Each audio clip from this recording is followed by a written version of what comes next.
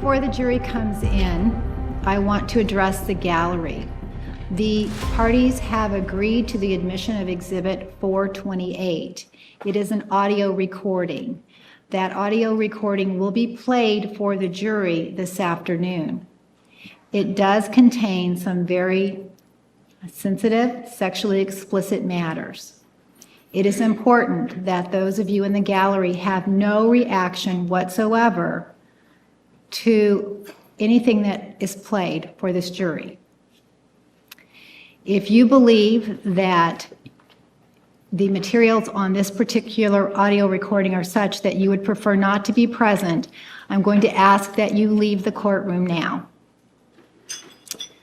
The prosecutor has advised me that he has met with the family of the victim, that the family of the victim has had an opportunity to listen to the audio recording. It is their desire that the audio recording be played in open court, and they wish to be present. If any member of the family of the victim has a different position, please raise your hand now and let me know. I see no hands. Ms. Arias, please come forward and take the stand.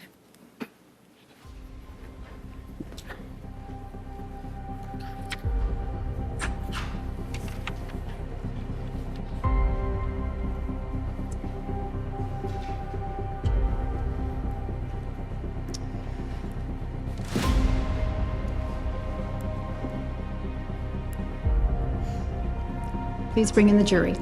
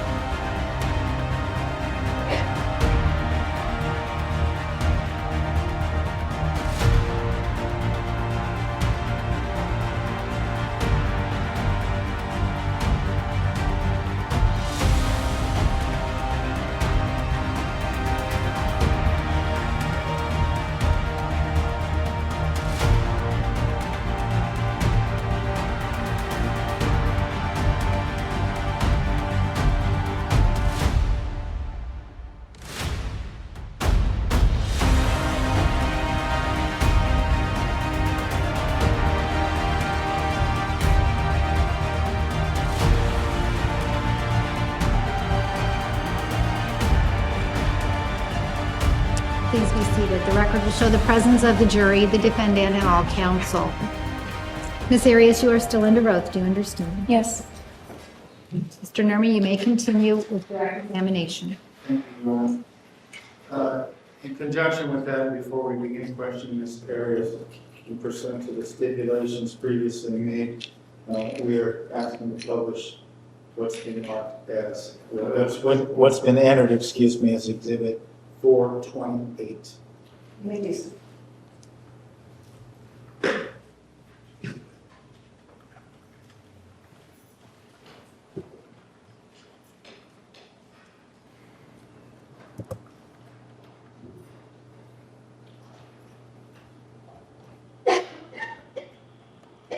Okay, what did you say? I'm sorry. So why don't we just talk for a little bit about happy things and get normalized for a moment, and we'll see where it takes us. We'll see where it takes us. I like that. I like to get happy and get normalized part. Kick the shoes off, down, get happy. Yeah. Yeah. It's going to be June through the beginning of June through like the beginning of July. It's going to be a busy time in Mr. Alexander's life. Yeah, me too. and then the end of July too. Mm-hmm. Let's see, for me, I might make a trip at the end of the month to Utah. But I don't know, I'm in Daniel Summit, so it's like, I don't know if I'll do that. I want How did you go to Utah? just to visit and see the sights and see my friends and all that. Why would you go and if you're going to Daniel Summit? Well, that's what I'm saying. Like, it's just right around the corner, so I may not. I just Daniel Summit. But I don't know. We'll see. Like, Go to Daniel who? Summit.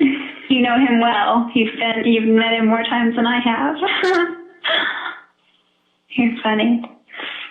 So, but yeah, June, you're going to what, Cancun, and you're coming here. But let's see. What are you doing? Washington, D.C. Oh yeah, that's what I'm doing. Well, if I can afford it, I'd like to go to Washington, D.C., but I think that's out. What I'd like to do, though, is I'm going to travel around with you, and if I have the money, I'm going to go to the Team Freedom event, which is in June. And I've got places to stay in Palm Desert. That's easy. No money there. Here's the problem I have with the Team Freedom event. It's in Palm Springs, right? Okay, in the summer. They're really dumb for Yeah. in the summer. Yeah, which is like a horrible place in the summer. Yeah. Number two, their idea of social time is to get drunk. Their No, fun is get drunk. not everybody. The training would be awesome. I don't like those people. I respect them as business people, but that's about it. Really? They just don't have a soul. Are you serious? They're godless. Just like look into their eyes. It's like dark. What about people like Tara and Mark Smith? Okay, Tara's nice, and maybe there's something there, but like I said, I respect them for what they've done in their businesses. I like them as business associates. They don't have a soul. You're crazy. Look at them all. Tell me how something. Aw, I guess I've just gotten to know a few different people a little bit differently, that's all. Like the people you got to know are the worst ones. Aw, Tara Postenbach. I know you don't like... Okay, I know you don't like Abe. Yeah, well, he's soulless. He's like at the top of the list. He's...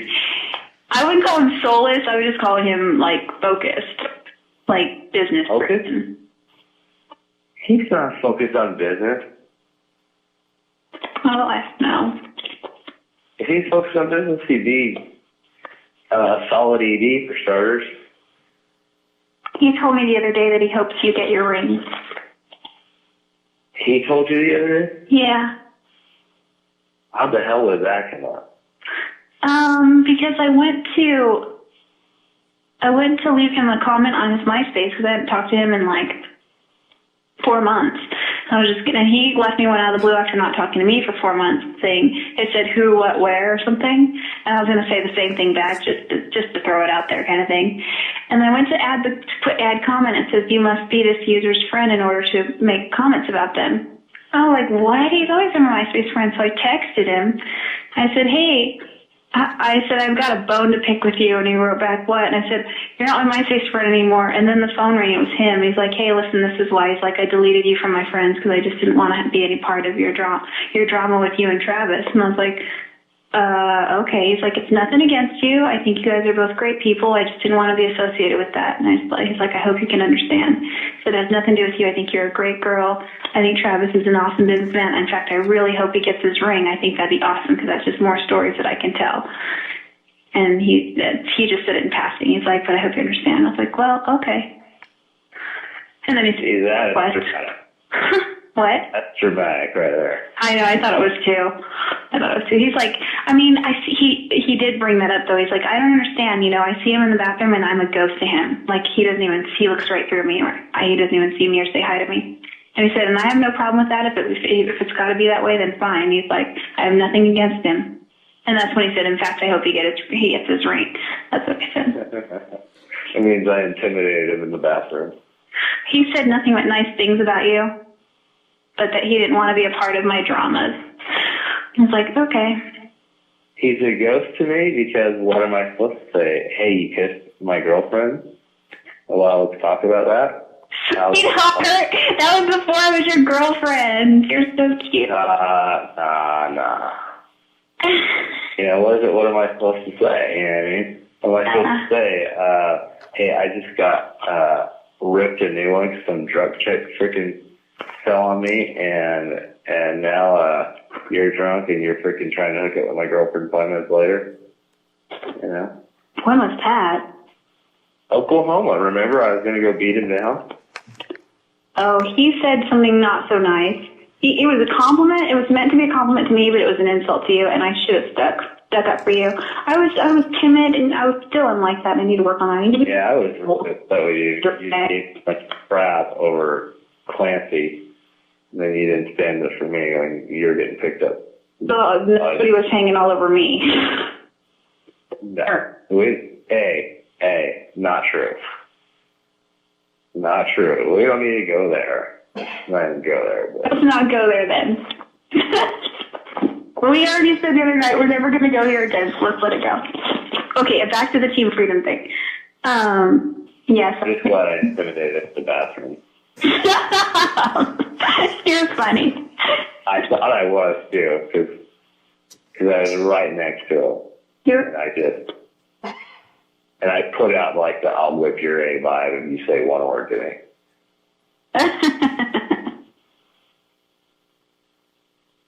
I think you grabbed my ass like right in front of him when we were walking through the casino last Vegas of 07. We walked by, and you grabbed my butt, and you're like, there was Abe. And I was like, what? Like, I love it when you grab my butt because it feels nice.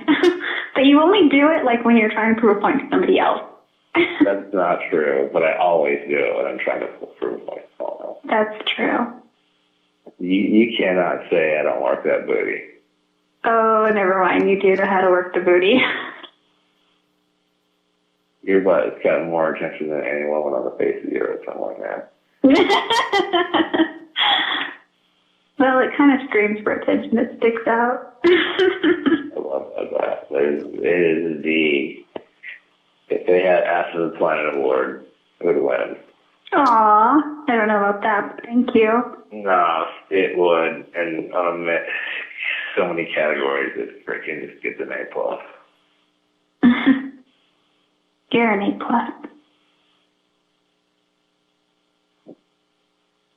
For example, I'm not the freaking tossed salad type, to be honest. But I would do it. I love doing it to you. And you have done it. Ooh. I've more than done it. I've freaking done it. You have chomp. You've gone to town like it was the all-you-can-eat salad bar. Yeah, I went to town for like 45 minutes one night. Oh my gosh. That's a lot of That's fun. the thing about you. You have the most incredible stamina that I've ever even dreamed of encountering. It's just crazy. Like you have. Yeah, we've had 2 and 3 hour sessions many times. Yeah. More than that. Well, it's I think 3.5 like our tops or something. Oh yeah. Yeah, you're right. Yeah, nonstop. It's because I pace myself. Yeah, and I think for me it's because I have that constant renewable energy. Yeah. You got renewable, you can just never stop. I am extracurricular, and I'm a giver, so I don't mind recouping while I'm doing what I need to do to you, so. I'm a giver. No, I agree, Henry. But I don't mind receiving while you're doing the giving. No, I'm glad. And I like how you'll play whatever role you need to play. You know, I like that play. That's fun. you know, if you need to, you know, handle me, you'll handle me. If you need to be handled, you'll be handled. Oh, I know. And I know you love being handled, but, like, if I had to put the one before the other, I like being handled. I like being handled. But, yeah, I totally will handle you. Yeah, you're delish.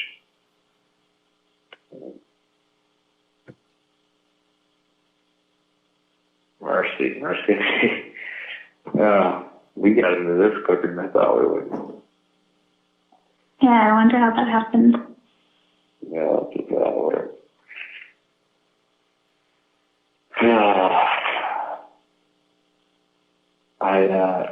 I'm really excited by a little forest Adventure. event. Yeah. Is he coming up here before Cancun? Yeah, that's my plan. Yeah. What is your itinerary? Are you gonna do San Francisco, or is that gonna be another time? Oh, I think I'm gonna do all that stuff. Then you'll see me, and we'll go Oregon Coast and Crater Lake, Shakespeare. If that goes as planned, and then I guess you'll go up to see your friends in Washington or something? I'm not gonna do all that. So as far You're the top of the list. in more ways than one. No, just kidding. That was funny. No, I laughed. Okay, so then you'll drive back. Yeah, I'm going to. Yeah, you're the top of the list. I think that's just too much. Like all that. What I'll do is I'll fly into Seattle and stay with my friends and go to British Columbia on that same trip. Okay. Are you going to be traveling about any time soon? I mean, other than Mexico, of course.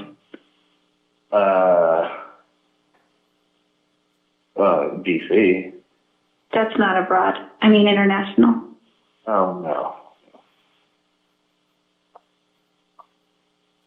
I might go to Argentina in September. I'll probably go to Argentina in September, like late September. Oh, cool. What brings you to Argentina? Just Defendant and a bunch of guys are going down there to live, and I might go down there for like a month. Who's going down to live? Defendant and Danny Jones and a few other guys. Oh, they're going to go down there and live? That's crazy. Danny Jones moved to Virginia. Good.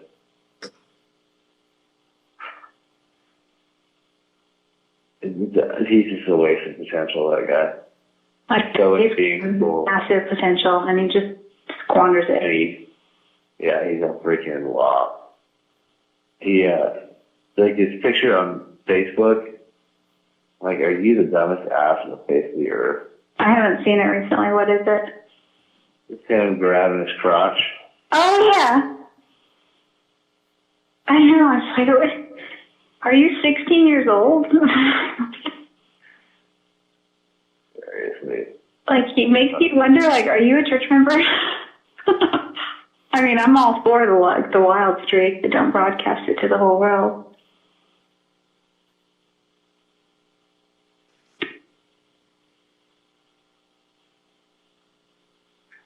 Yeah, I almost put a freaking interesting comment on that picture. Like what? I almost put, your mission president would be proud. You should! Why don't you? Maybe I should. He hasn't been back for even a year, or barely a year, I think he's been back. You should, Travis. Don't be intimidated by him. You would do that to anybody else. Why would you stop with him? Why would you say I'm intimidated by Danny Jones? I wouldn't. I didn't mean to imply that. I'm just saying, like when Victor Ruiz, when his friend apparently got a hold of his Helio and posted a bunch of stupid bullshit, you blasted him to Mars. And he's not even a church member to be held accountable. Well, it's because he sent me an email and I took that as personal insult. Oh, I thought he just posted a bulletin or something. Maybe he did. I blasted Mario for sending me maybe I'm getting those stories mixed up. Mario sent like some joke with the F word in it. Oh, yeah, that's what it was.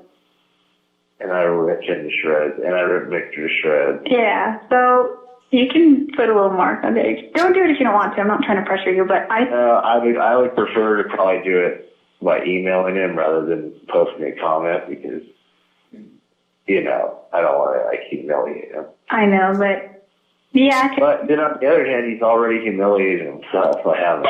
True. He's begging for comments, basically. He put that picture up for attention. He's asking for comments, and I think you should oblige.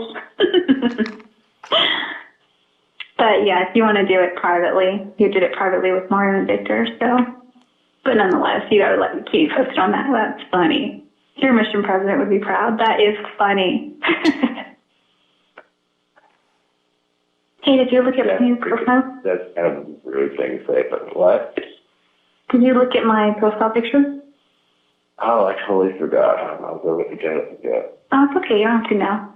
It's kind of an average picture, but I'm kind of hungry for pictures.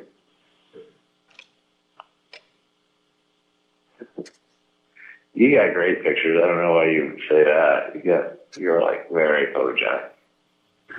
Well, I don't know. I'm not photogenic. I just choose them carefully. Nah, you're pretty. Thank you. You're just so attractive. I'm getting used to myself, I guess, in front of the camera. You are. No, seriously, man. Like, I've never seen you look bad in my life. Yes, you have. When I have puffy eyes and have cried off all my makeup. You don't look bad then either. You just look miserable. But you look hot, so. That is funny that you say that. Thank you. It's true. Think about it. Like, how I've, like, think about this.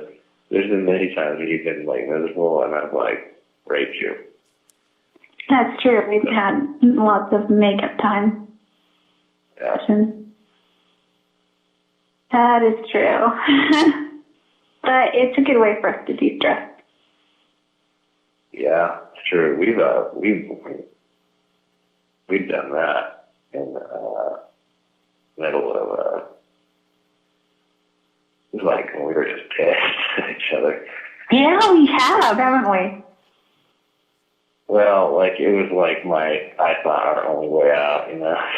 Yeah, there was one time I remember. I think I kind of vaguely remember. I mean, I don't keep track of it. There's been so many, but I mean, there was a time when we were just like, I don't even know who initiated. I think you did. I did. Yeah. Other times we've been like so discouraged with each other that I didn't think it like freaking we could have been injected with aphrodisiacs. It wouldn't work. Well, it kind of puts things in perspective a little more because your mind gets off it for a while, and when you do come back to the problem, like that's not that big of a deal. Yeah. Yeah. But certainly the best times are when we just go for a freaking romp session. Just like go wherever. You're not joking. I mean, like there are times when we just, I'm trying to think of an example. There have been a few times where I've been bold enough to just pull you onto bed and start. And oh my gosh, you remember that time I came to visit you when I was still living in California, and I fell asleep on your chair next to your bed, and you just like woke me up by pulling my pants off and totally licking my pussy. Yeah. I was so embarrassed because I just like got my Brazilian on and I was like worried about what it looked like, and I was like, and the lights were bright and they were on. I was all self-conscious. But I remember that was hot. I was totally tired and I was asleep. And I would have been completely content just cuddling with you once we got into bed, but You had another agenda. You gotta admit though, like there's not many guys that would do that just for fun. Like with that. Well, see, that's the thing. Like, I don't know what the ratio is, but I get the impression that they're. I mean, it's kind of an awkward subject to bring up, but eventually we're both going to remarry people, and I just get the feeling that there aren't a lot of Mormon guys like that. And there may or may not. I'm sure there are plenty of freaky Mormon girls, but are they the marrying type? I shouldn't say that. I'm just saying, are they the type that you'd want to marry, or are the guys out there the type that I'd want to marry? And I don't know. Like, I really would like to marry a return missionary, but like you, someone who can be freaky. Like, I just worry about that. There are plenty of nice people out there, but I worry that I might feel like a wilting flower is all, who never really blossomed to her full potential, at least in the sexual realm. I feel like I have with you, but like I still have plenty of blossom time left, and I want to live all those years being that way. I don't know. Yeah.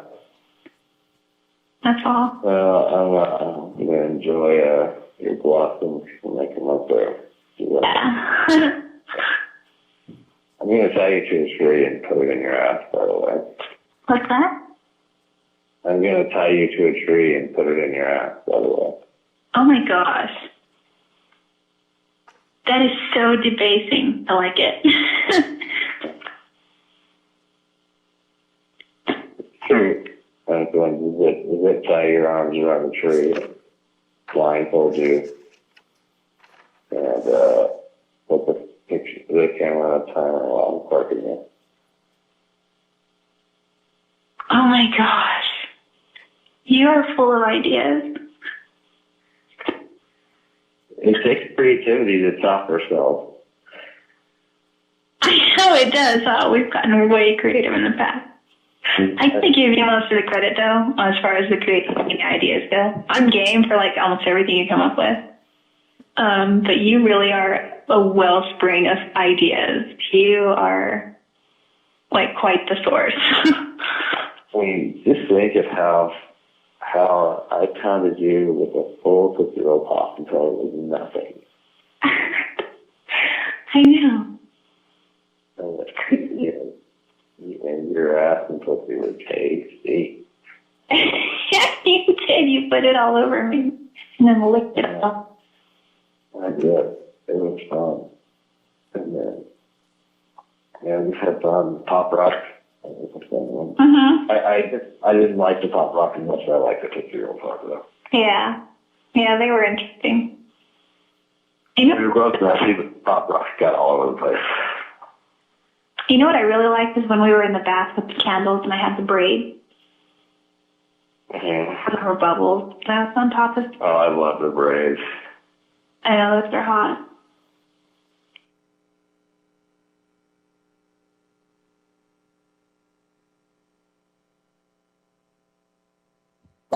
I know. I like it. I don't know. There's just. It is fun. I want you to do that more.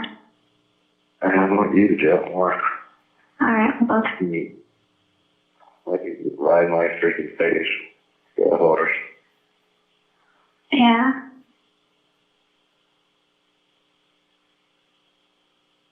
It's Yeah. you got the 69 picks too. 69 picks? Yeah. How will we do that? Set timer. Oh, yeah. You're smart. And I'm gonna get some great shots of freaking putting it in here. Like the actual putting it in you and like your reaction and just the angles and the whole bit. Mm-hmm. Yeah, you are right though, that in the bath. Oh, that was hot. Oh, when we took a bath together? Uh-huh. That was surreal. Like, honestly. And I think, maybe the candlelight and the bubbles all had something to do with it, but you were amazing. You made me feel like a goddess. Like, I wasn't saying you were like worshiping me, but you made me feel like I was the most freaking beautiful woman on the whole planet. Like, I so felt like I was a goddess. And so, aside from all those warm, fuzzy feelings, but like, it was so sexy, and it was so hot, and oh, gosh. Well, that wasn't hard to make you feel that way, because you were freaking, you were hot. You are. Seriously, honey, I don't want to force you right now for that, because I'm touching yourself. I am already. I just started. I wish those were my hands giving you a hand job. Honey, so, you know, like, before I met you, I never checked up. Once I started meeting, I don't know, once a month, once every 2 weeks. Like, since you've left, I check up every day, sometimes 2-3 times a day. Are you serious? Yeah. Well, it's always just a fucking Oh, you're calling me right now. I wish you were here. If you were here, my grandparents would asleep. I'd let you right into my bedroom. We'd shut and lock the door, and we would just have a big fuck fest. We'd go at it all night. Oh, let's do it, baby. I'm gonna be there, you know. I want you to come. Oh, don't worry. Oh, I want you to come around, but I come when she comes. I meant come here. Like a squeaking toy. You must get out. Yeah, well, I was a come, baby. I can't wait to get pictures of jizzle on your face. That's gonna be cool, actually. Try to get one as I'm coming on your face, and then, Yeah, definitely. like, mid-shot. Uh-huh.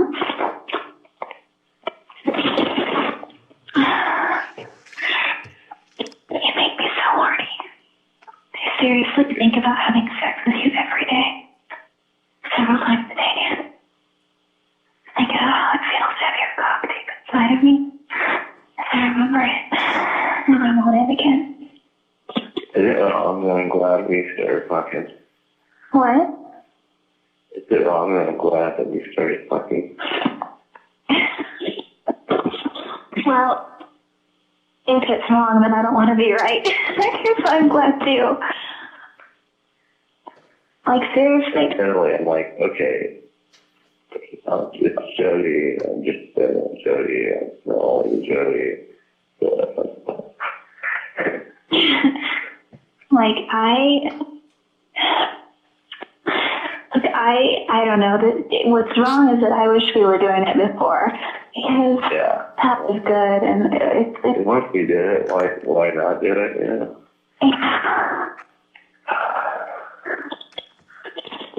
I know what you mean. I want to give you a cream pie, too. What's that?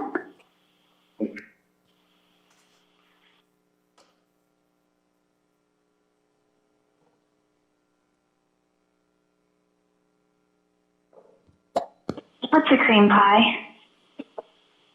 Like, what do I want, right? Just like a quarter inch inside your pussy. Oh, yeah. Pussy. It's a cream pie. Let's get a picture of that. Uh-huh.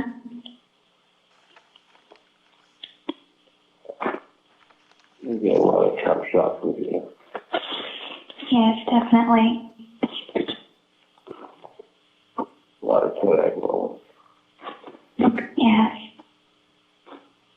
I mean, you can have some great pictures.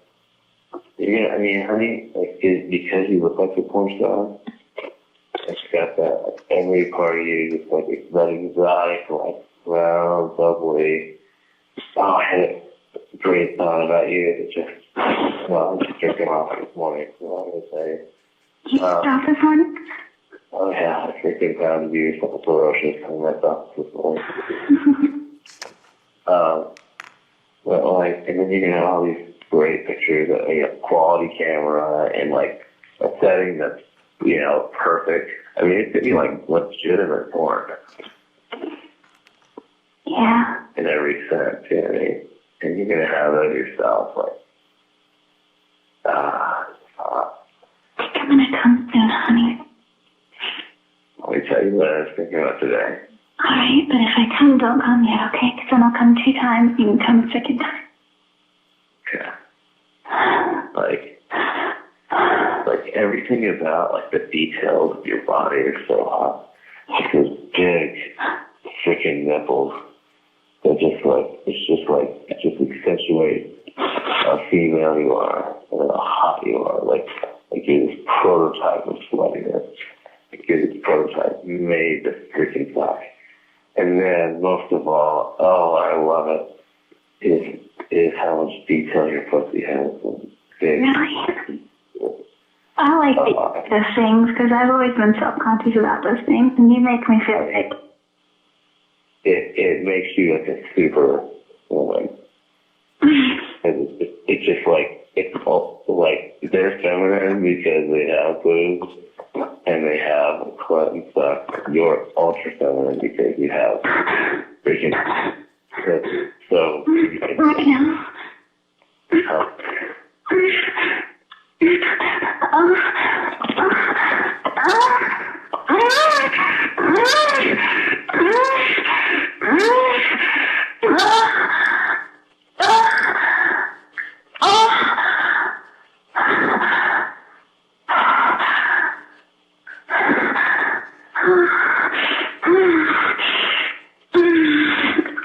What else is hot?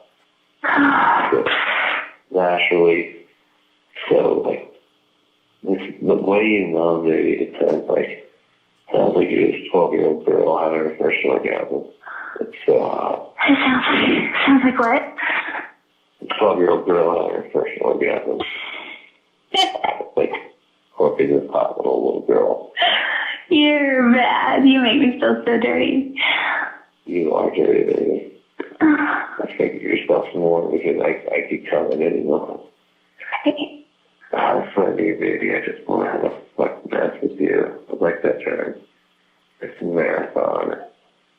Put my dick in every orifice of your body. Just out of my way, you can see dirty. Yeah. Dirty. She's bound. Oh, gosh. Seriously, though? Like, you don't know how hot that is. That's so hot. Yeah. How hot what is? Your pussy. I like it when you step on them. And you just like, you step on them like they're candy, like they're lollipops. You just lick them. You taste, like, seriously, there's, like, people that, yeah, obviously don't taste good. There's people that they taste fine. I've never had anyone that actually enjoyed the taste of them. But you I enjoy, like, I like the flavor. That's awesome. And the other side of how I just love how naturally hairless you are. Like, no hair to be found. I mean, yeah, I know you wax, but even still, like, there's just so smooth that ass. I don't have that from your asshole. I like being smooth. You're smooth too. You're smooth all over in places like I didn't know you could get smooth. Oh, baby. I told the hard work there. You do a good job. Sure. You need a dick in the ass, baby. And you're good. You still figuring yourself. Yeah. I like the way your dick gets. Like, it's one thing that you're all smooth everywhere, but of course your dick is way smooth. Heather, your dick is smooth. It's like putting my lips all over it. with you now. I really, really, really want to suck your dick right now. So bad. I'll show you if you could see that again, like, dick going down, you're gonna have a crush your forehead. I think since we're going to do the porn star thing, I'm going to put on a little extra makeup. More than I normally do. Look. Well, whatever you want, maybe. You can break some. Wear it. You know what I want to do? What? Is I want to get like some like park ranger type outfit for me to wear. Really? Oh my gosh, that's clever. And like somewhere along the street, that's like, well, I'll fuck you with, you're gonna have the park ranger hat on. Oh my gosh. Wow, that would be hot. Like you bust me for being like nude in public or something, and I say I wanted to go out and be like one with nature, and you're like, all right, you can redeem yourself in a one way. Exactly. And then you take it, you know, like I'm gonna put it to like a story on it, like type up a story and everything. Oh, we are creative. It's seriously, they write novels about this stuff and it sells. But it's for like those lonely women. But you and I can become millionaires. Writing about that stuff. You can take care of yourself, baby. Yeah, sorry, I stopped for a second. I'm laughing. Yeah, don't stop. Like, I could have came when you do the first time. That's right. I asked you not to if I could get in the bucket. Hang on, I thought I heard somebody. Let me just double check. Oh, I think it was my perjure. Oh.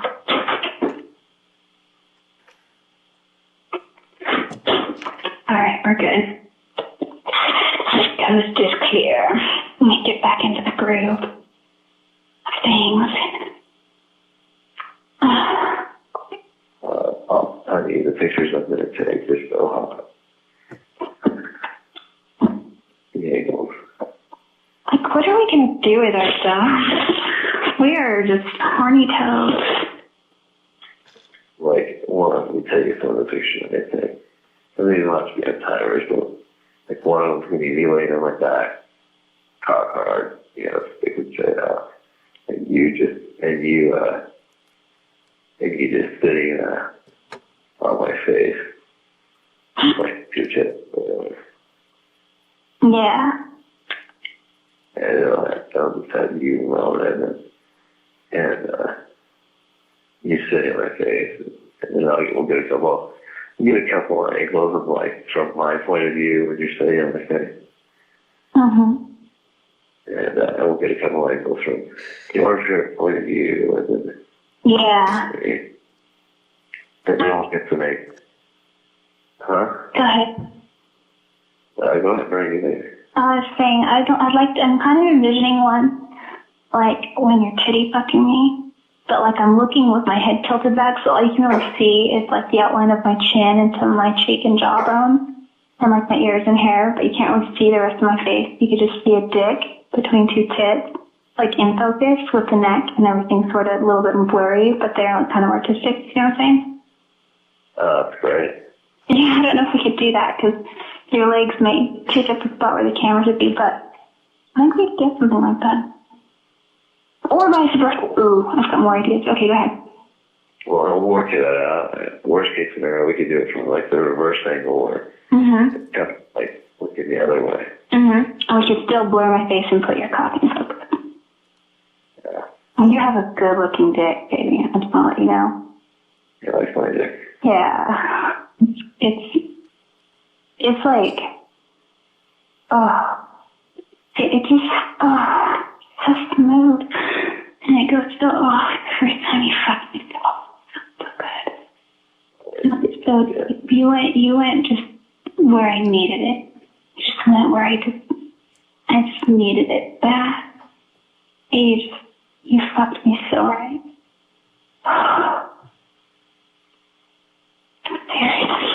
Seriously. We'll take some video too. Yeah. Maybe I want you to come because I'm going to go on for that. It's getting really close. Maybe I have to drown you and come. there's so many things I want to do that involve children on you that we're going to have to do many sessions.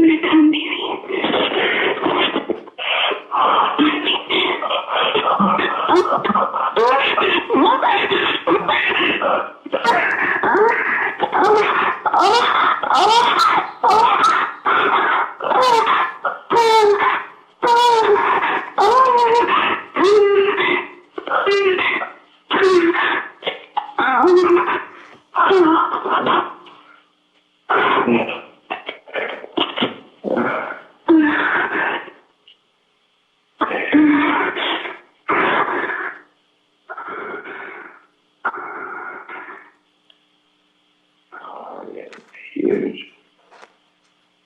I just did like 15 pumps that were like shooting. That's amazing. That is freaking amazing. You are like a superhuman, I hope you know. That was big by even my standards. What's that? That was a large one even by my standards, which is surprising because, I drank it this morning. You are superhuman. Well, just like, your anatomy situated,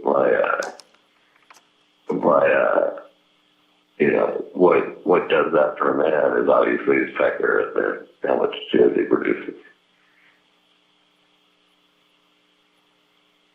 And, seriously, I was in a sperm bank, I could retire off this load.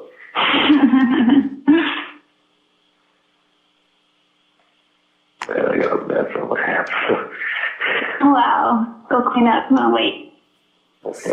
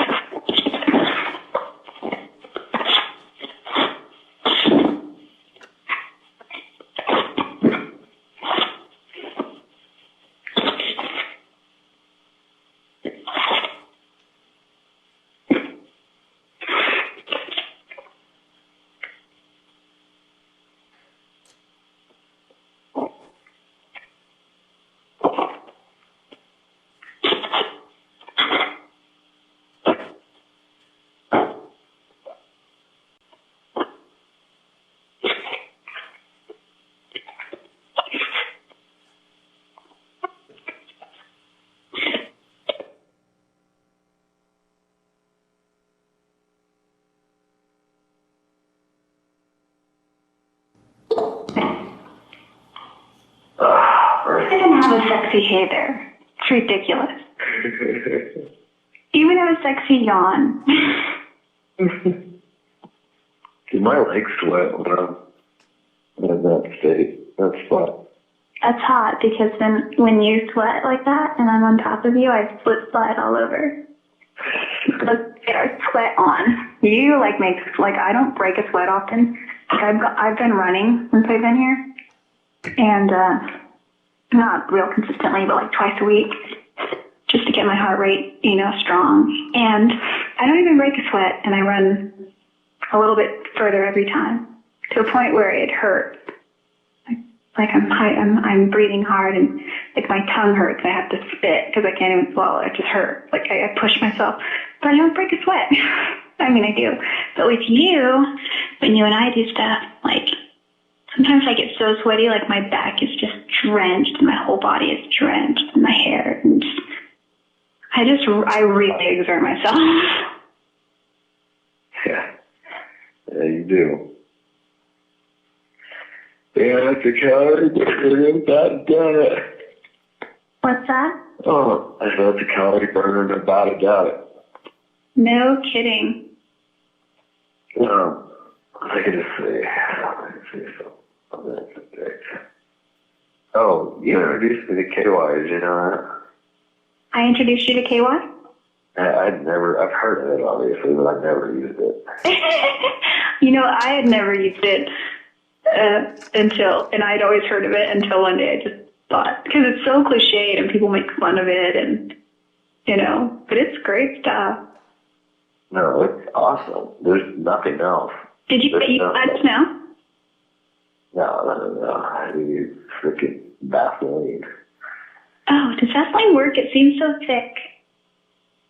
Well, no, it works. You just got it. Oh, you mean the lotion? Yeah, no, it's the jelly. Oh. It works well, but it doesn't work as well as KY. Yeah. And KY is good for that, so it's like good for you. I don't mean like it's beneficial, but it's better. It's the best thing for you because it's designed specifically for that purpose. It's best for your skin. It's okay to go on the inside and that kind of thing. Yeah, see, the other stuff is really nothing to okay on the inside. Like I used baby oil in the past, but it doesn't hurt, but it's not the best thing because it's mineral oil, And it goes away quickly. The body absorbs it. KY just keeps running on as you need it, and you keep sliding around. Remember the first time that you and I grinded at Ehrenberg, and we both, I ended up just coming, and you're like, whoa, I came. You came at the same time. I looked around, and there was just jizz, all over. It was so hot. We came together. That was so cool. Oh, Ehrenberg. Yeah. Think about that when you drive through there. Oh, yeah, always. So do I. This last time, though, I didn't even notice it. I must have been... It's not like I just didn't even notice it. All of a sudden, that was black.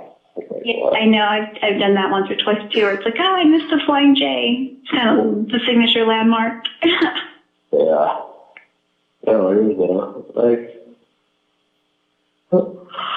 was a good time. We just chilled in the freaking hellhole of a place. It wasn't even that bad because we had each other's company. Yeah, it was fun. Actually, Yeah, it was. We were bored, but we were at each other, We watched Deal or No Deal for a little bit, and we burned CDs, and you told me some cool things about the Book of Mormon. Yeah, we watched some stupid movie. What movie did we watch? I don't remember. Man of the Year. Oh, I liked that.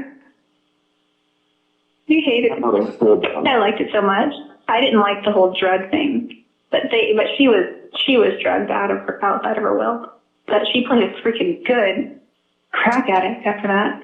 But the reason I liked that so much, I think, is because Robin Williams was in it.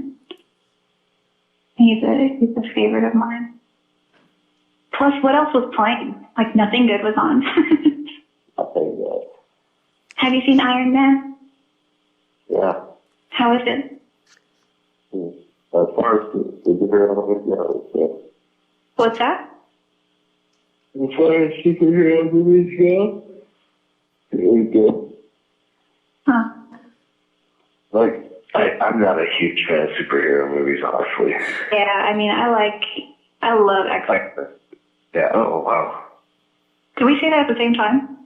Yeah. That's trippy. Those are great movies, though. Yeah, they're the best. I'm actually not a big fan of Spider-Man. Yeah, I like the storyline, but I don't like sitting through all the movie. Remember you made fun of me when I was crying when his best friend died? I was sad that you made fun of me because I got into the actual story. I was like, he's so insensitive. Like Spider-Man, though. Yeah, I know, but I didn't see it as bad. I saw it as a love story and a story between. Like what really jerked me was the way they had become friends. They were best friends that were enemies. That finally they understood why they hated each other, and so there was no reason for it anymore. But then he died, so I didn't get to enjoy the fruit of that discovery, which would have been the mending of their friendship. Anyway. Okay, go on. And then, I don't like the Spider-Man, but I don't like the Supermans. I don't like the Fantastic Fours, except for looking at Jessica Alba. Cool. But you like the X-Men. X-Men are good, right? So we'll give it that. Batman's okay. The X-Men's my favorite. I like freaking Batman. My favorite one is Batman Forever. Wait. Batman Returns? Yeah, Batman Returns, which has the Riddler played by none other than Jim Carrey, and Two-Face by Tommy Lee Jones. And it's got big names. It's got Nicole Kidman. Riddle me this, riddle me that. Who sprays the big black bat? Drew Barrymore. And who else? Is she in that? She's in Two-Face. She's in Batman Forever. Returns. There's Drew Barrymore, Jim Carrey, Val Kilmer, Nicole Kidman, Tommy Lee Jones. Those are 5 huge names, and there may be others. That was Val Kilmer. Val Kilmer played Bruce Wayne. Yeah, that was a good one. Yeah, first it was Michael Keaton, then it was Val Kilmer. Uh-huh. Then it was George Clooney. He played Bruce Wayne. Yeah. In which one? You want to know? He was Batman. Dude, I gotta watch that.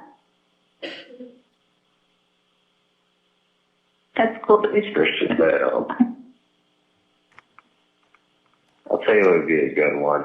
The Green Hornet. The Green Hornet? Yeah. I don't know that. Not a superhero at all. A man that's like, it's a trip. A Green Hornet. It's a long, strange trip.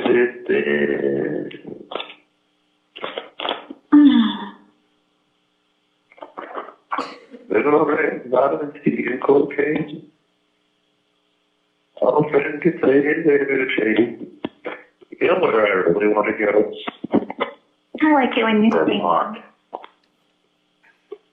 Vermont's awesome. Who? Vermont. I want to go visit Vermont.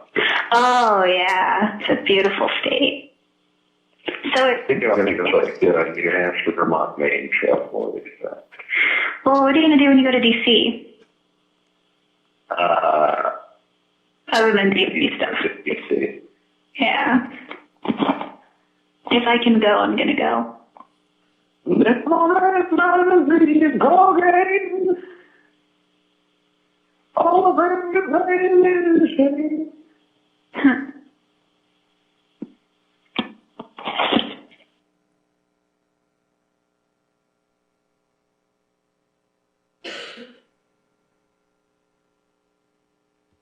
Okay. Yeah, I think that. Is it the Rolling on a River song that you're singing? No, it's got my chicken, keep trucking. Like a good all men together. Is it the chorus?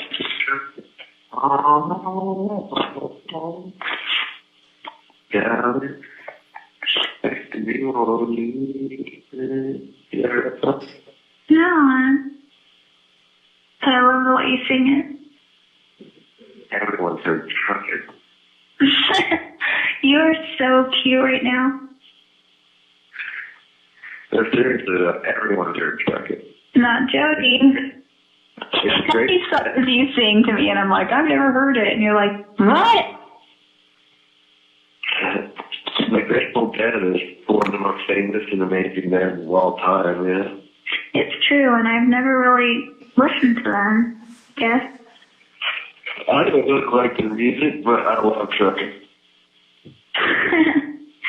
Did I tell you I sang the song Hurt in karaoke? I don't know, maybe. Do you know that song? I don't know, maybe. Nine Inch Nails originally made the song, and then Johnny Cash. Oh, yeah, I heard most else to do. Yeah, you did tell me that. But I put my... That's Johnny Cash version. Yeah. It's the soft version. I put my girly voice into it, and it was really good. It's funny.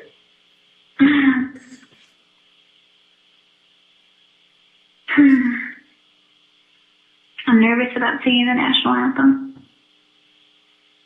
Oh, say, Can you see? can you look at blue by the morning and sky blue? But so honored we stay blue at the twilight of the tree. And the rockets in the air, the bombs bursting with the glare, blue that I gave proof in the night, with a flag made of real hair. Ooh. Oh, he says that the English banner No, you didn't. for the land of the brave and the home of the brave too. Shut up. Anyone knows the defiled version of that song, it would be you. That's hilarious. I can't believe you're singing that. That's right. Never again, my friend. That's an important song.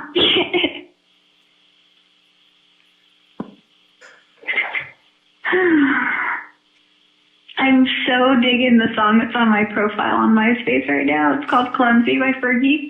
It's the... Oh, I know. Huh? I've heard it on your profile. I know, but and I know it's like one of those songs that you just would get sick of hearing. But it's just got this fun, funky beat. And I like the part when she goes, and it's so freaking cheese. It is cheese puff as they get, but it's just cute. And she goes, you know, this ain't the first time where I've been like something about this love sick thing. And she goes, I'm the kind of girl that likes to be in a serious relationship, and every time my boyfriend breaks up with me, my world is crushed and I'm all alone. I like it when that part is, like I was hearing that, I was like, this is freaking cheesy. But then she goes, the love bug jumps right up and bites me, and I'm back. Freaking cute. Can't help it, the girl can't help it. I like when she goes, the love bug jumps right back up and bites me, and I'm back. So, yeah, she's got weird music. She's what?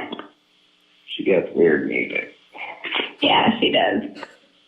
She's funky. Like that. She's original, which is good. We always like funky, fresh originality. I always think I like it better with Black Eyed Peas, honestly. yeah. Yeah. I mean, I don't know a lot of her music too much. As a single artist. Sorry, I don't know Black Eyed Peas music too much. I just know that I like it. Running, running, and running, running, and running, running, running. Let's get started. That's them. That's Yeah. Peggy. Let's get it started. Oh, let's get it started in here. She's the one off the Richter, off the Richter, off the Richter, off the Richter. That's cool. I didn't like the Hump song. Well, I hate that song. I Freaking thought it was hilarious the way Alanis Morissette made fun of her. My house.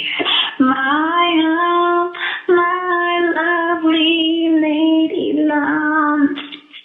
What I don't realize is like, Alanis Morissette, like, okay, obviously she's making fun of songs. Is she making fun of herself, too, by the weird way she sings everything? Or is she being serious on that part? The weird way she sings things is kind of like her signature. Just like she I know, but her own weird way of seeing things. When I first heard I know, but it's just like, sometimes it's like too much. yeah. It's a little bit like exaggerated. And she kind of has that long face and those big, like almost Steven Tyler kind of lips. Yeah. And so it exaggerates it. Like, have you ever watched her sing the song,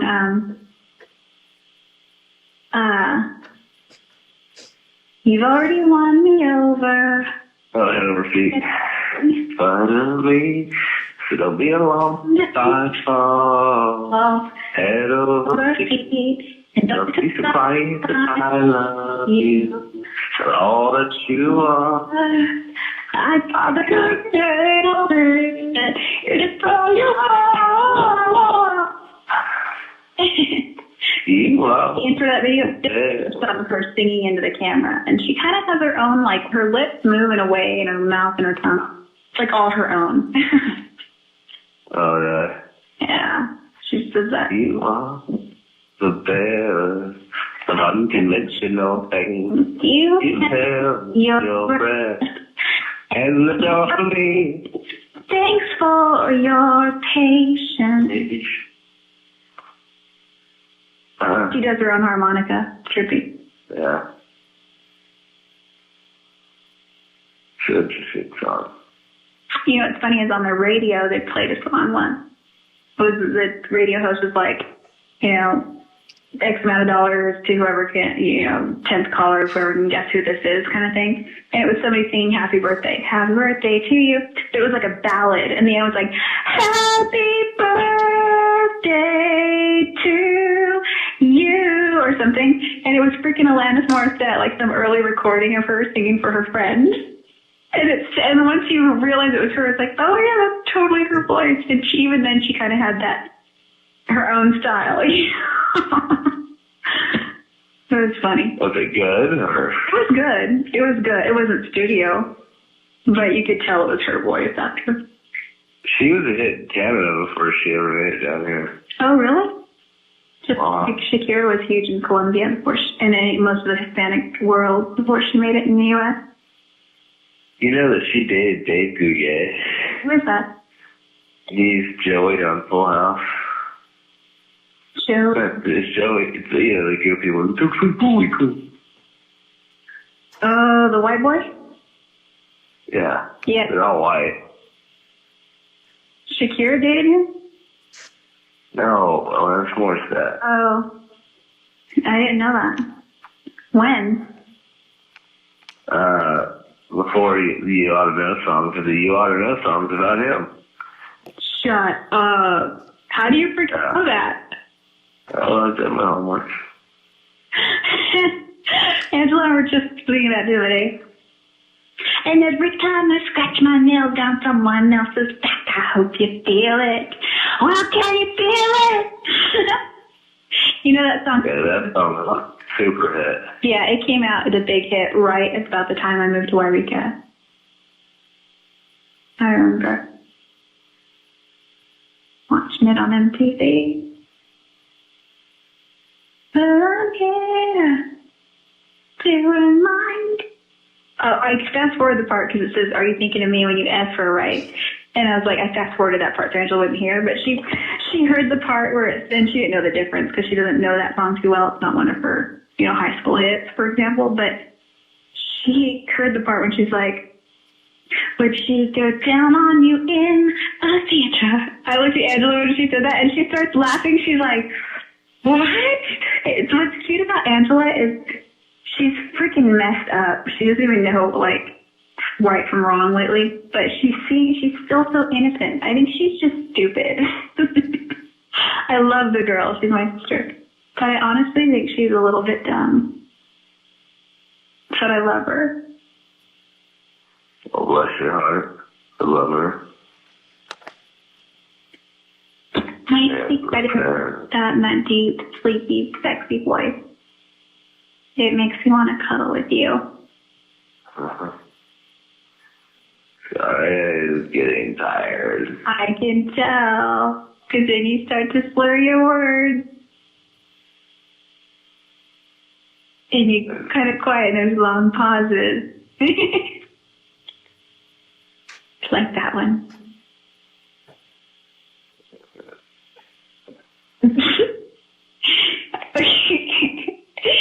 You're cute, hon. I'm cute. Yes, you are cute.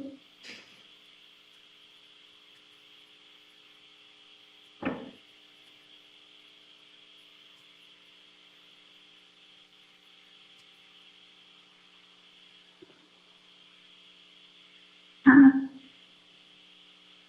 Huh? What?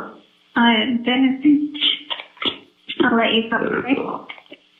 I'm sleepy. He's a sleepy boy. Go to sleep, okay? I will in a little bit. Let's try to astral project and see if we can find each other in the astral world. While we're sleeping and our astral bodies are out running around, let's see if we can find each other. Okay. Okay. Have a good night. Sweet dreams. Oh, you have a good night, too. Okay, honey. Huh. All right, bye-bye.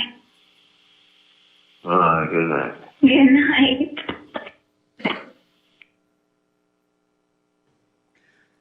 All right, ladies and gentlemen, we are going to take a recess at this time.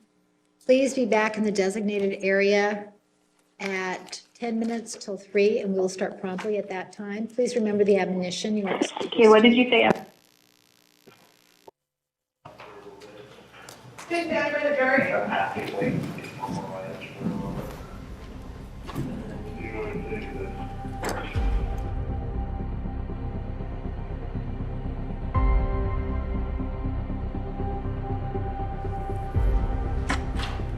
Please be seated. The record will show the presence of the jury, the defendant, and all counsel.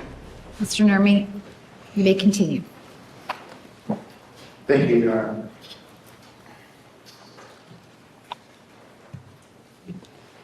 Jodi, the conversation we just heard before the break, when did that take place? May 10th, 2008. Where were you when that conversation took place? I was at my grandparents' home in Wairika, California. Were you living there at the time? Yes. When did you move back? Somewhere in the first half of April, 2008. Okay. What motivated, to your understanding, how did you wind up having this conversation with Mr. Alexander? Those kinds of conversations were something we began to have on a regular basis after I moved back. And that day, I can't remember if we were talking or chatting, but he said something kind of mean and I got offended, and then we got online and started chatting about it. And the conversation turned sexual again, and he wanted to get off the phone so that we could further the conversation. So I told him I needed a little bit of time to psych myself out of the bad mood, the sad mood I was in, because I didn't want to talk to him in that kind of mood. At least that wasn't the mood he wanted me to be in. So after that, we logged off, and I think I called him a little while later. And the recording of the conversation, do you know how that came to exist? Yes, when I got my Helio phone the day I moved out of Arizona. The phone that I had was a Motorola Razr, and I put it in the drink cup holder in the U-Haul truck, and I went to sleep inside the truck. And when I woke up in the morning, I realized that I set it in the bottom of the drink holder was a whole bunch of hot chocolate that had spilled the day before, and it basically soaked in hot chocolate all night, so my phone didn't work anymore. I met up with Gus Searcy somewhere in Southern California. He had a free phone deal, and he let me have the Helio. And I agreed to pay him for it, but I don't remember how that worked out. And so as I had this phone and figuring out the features, and then I realized we can record on it, and I told Travis, and we joked about recording it, and then we tried that, and a few times I failed at it because you have to hit a record button on the phone, and then if you hang up the phone at the end of the conversation before hitting save, then it doesn't save the conversation.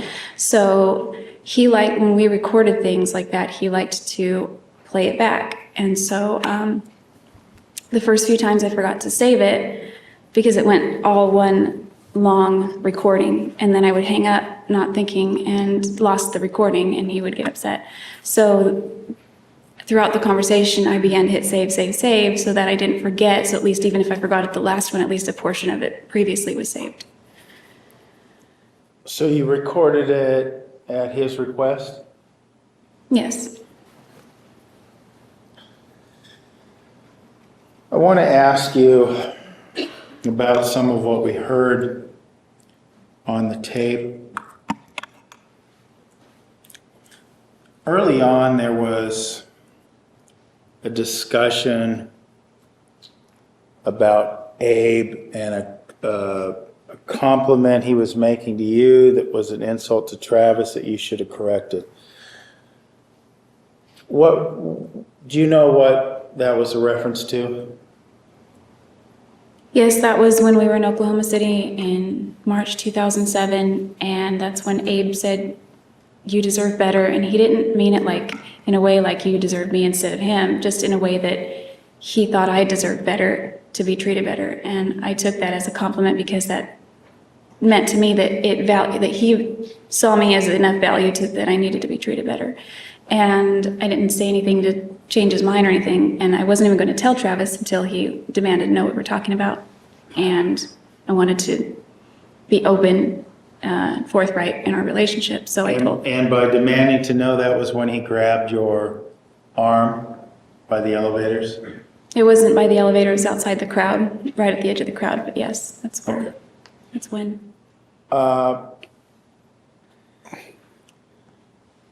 There was also, and just so we're clear, when we say Abe, we're talking about Abe Abdallah, right? Abdel Hadi. Abdul Hadi, excuse me. And Mr. Abdul Hadi was also mentioned that Travis made a comment about he was going to kick Abe's ass in the bathroom. I gave a whip your A vibe to him, Yes. relating to kissing you. Can you explain to us what the backstory of that is? Yes. When Abe and I went on a date in January 2007, prior to Travis, we were in Barnes & Noble and looking at books, and he said something, and I went to look at him, and he leaned in and kissed me, and I wasn't expecting that. It was kind of shy about it, even though he was nice, but it was nice, but it threw me off a little. So I pulled away, and I was shy, and we didn't kiss again. We went to dinner. I don't remember what else we did. Then he was walking me back to my car, and he began to kiss me more near my car. And after that, Travis had interrogated me about the dates that I had that day, because I went to lunch with John, then I went to dinner with Abe, and then I hung out with John afterward. And so I liked John a little bit more than Abe, but I was getting a platonic vibe from him. So when I described the dates to Travis, he said he picked up on that I liked John, but he asked me directly if either of them kissed me. And I said, well, Abe did in Barnes & Noble. And then I sort of trailed off, and I could tell by the tone of his voice after that that he was not happy, so I never told him about the parking lot. And after, when I was getting ready to move to Wairika, we had a conversation in his bedroom a few days before I moved, and we kind of just came clean about some things that we were keeping from each other, and that was one of the things that I feel like I never told him that I should have. You and Travis had a kind of a come clean conversation before you moved, right? Yes. And so after he told me some things, and I told him those things, and he felt like I had lied to him from day one about our relationship, and that our entire relationship was based on lies, and that I was a fraud, and that the whole relationship was fraudulent because I never told him about that incident prior to us getting together. And he thought one thing about Abe, but then he, and then he's like, oh, but he was kissing more with you in the parking lot, and he was just mad about it. When you told Travis this, was he violent with you? Yes, he was that day. What happened? Well, he was already upset because I had given him a pamphlet earlier about the one that I talked about yesterday. And Was this the same day, or is this a different? same day, Okay. same conversation pretty much. We had just moved on to other subject matter.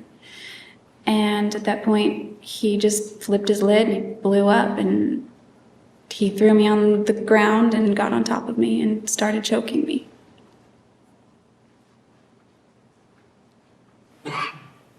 When you say he started choking you, were you conscious the entire time?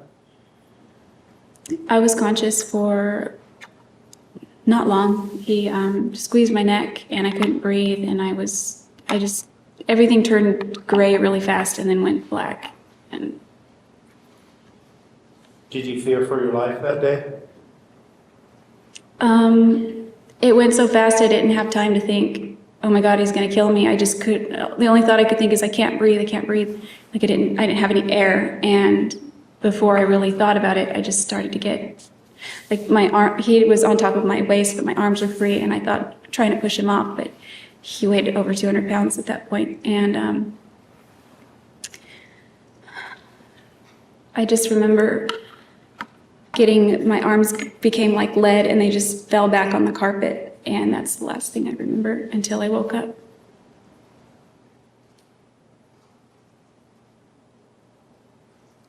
And when did this incident occur?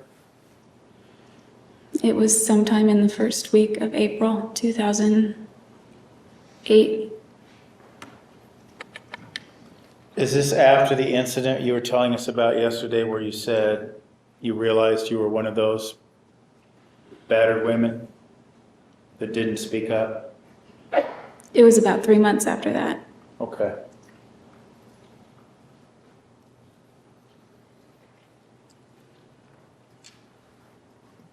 There was also talk on this phone call about a drunk chick hanging on Travis. Is that the story you told us before? Yes. Okay.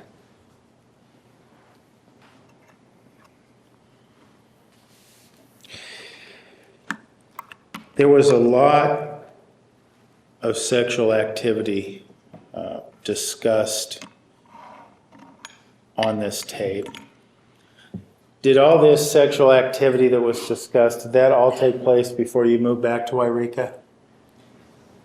The things we were talking about, yeah. Yes. Well, some things we were making future plans, but a lot of it was references to prior experiences. So when you're talking about things you did, all those things happened before you moved back to Wairika, right? Things we did, yes. Yes.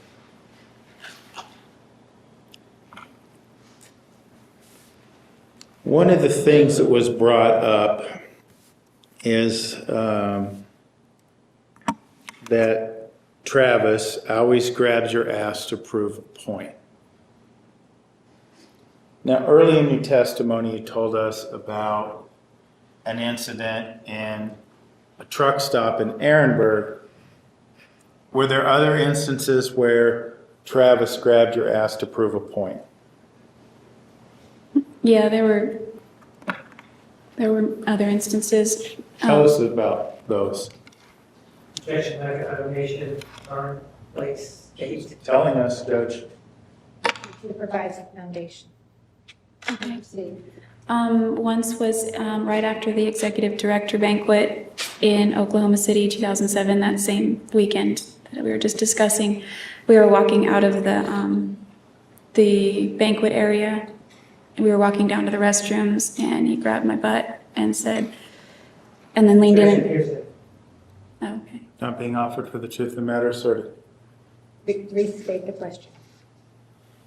He grabbed your butt. For what purpose did he grab your ass, to your understanding? My understanding was that he grabbed it because there was a guy named Mark standing nearby, and Mark had expressed an interest in me about 2 months earlier. He was also an associate. We never went on a date or anything, but there was an interest there. So the point he was proving was that you belonged to him? Objection, the meeting speculation. Sustained. Did you believe that was the point he was proving? Objection, meeting speculation. What's the question? What did she believe? Did you believe, what was your belief as to why he was doing it? Just that he was claiming me. That's usually the only time he ever claimed me in public. And there's another guy around or something. I guess you weren't wearing the t-shirt, huh? No. Objection. Speculation, which t-shirt are we talking about? I guess you weren't wearing the t-shirt that had Travis Alexander's apostrophe S on it, right? No. Probably weren't wearing the shorts that said Travis's with an exclamation, or excuse me, an apostrophe, right? No, I never wore those in public. There's no other reason, no other way for him to claim you as his property other than to grab your ass. Is that Objection, right? meeting speculation. Sustained.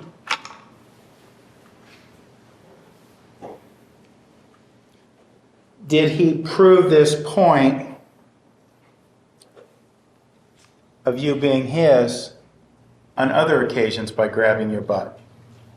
Yes. Objection assumes that that was the point, and that was previously We've already objected to. discussed that, Judge. Overruled. You may answer. Yes.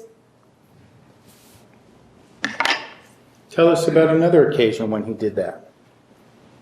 Well, there was the occasion in the truck stop restaurant. It was like a convenience store and a restaurant adjoining. I think it was in the convenience store, more so near the registers. And there were a bunch of truck drivers in line, and he did that. And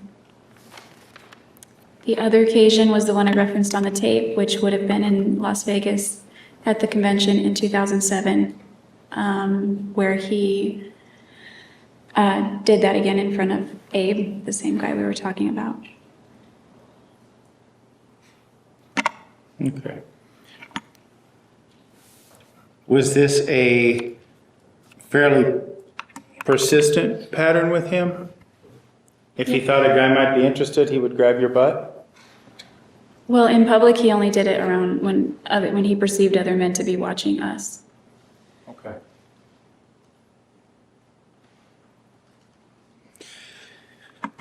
And the t-shirt he gave you, that was for the times when he wasn't around. Is that Objection, t-shirt. what your belief was? Overruled. You may answer. No, it was a joke. He wanted me to wear it in public when we were in Huntington Beach. He wanted me to wear it into the lobby, and there were other associates there, but I refused because it was embarrassing. So I just wore it kind of as pajamas. Okay.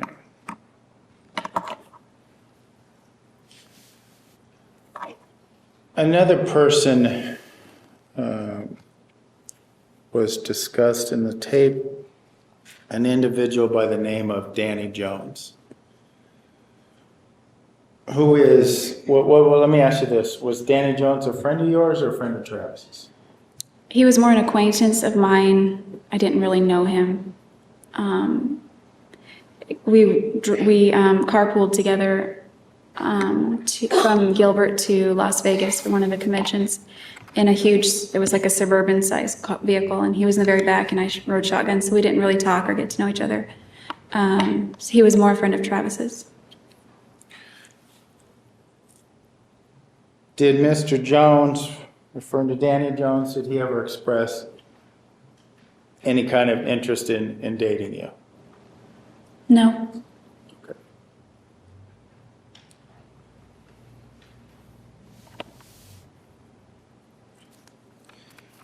In the tape, it sounded as if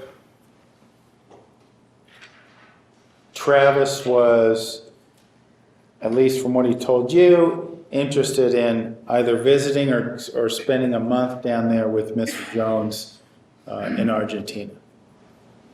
Had he talked about that before? No. He talked about going to Brazil a year prior, or a year and a half before that, but no, he never went to South America.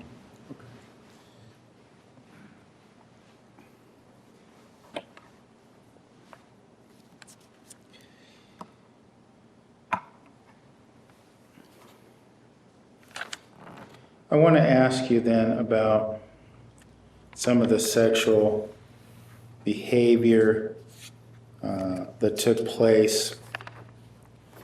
It was discussed on this tape that took place before you moved. There was a discussion. Well, let me ask you this. When you recorded this tape and you were living in Wairika in May of 2008, were you 12? No. Was this your first orgasm? No.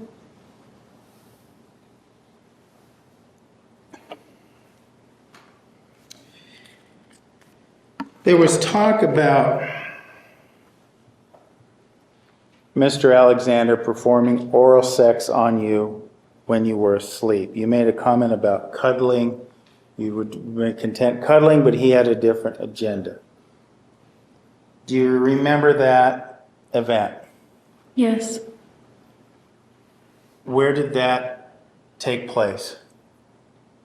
In his bedroom, there's an oversized chair next to his bed, and I had driven most of the night, and I was kind of tired. I was very tired, actually. I fell asleep on it. Objection, the old school question. Sorry.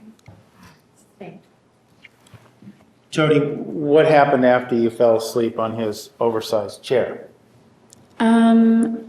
I awoke to him pulling my pants off, and I was groggy, and then he was spreading my legs and starting to perform oral sex.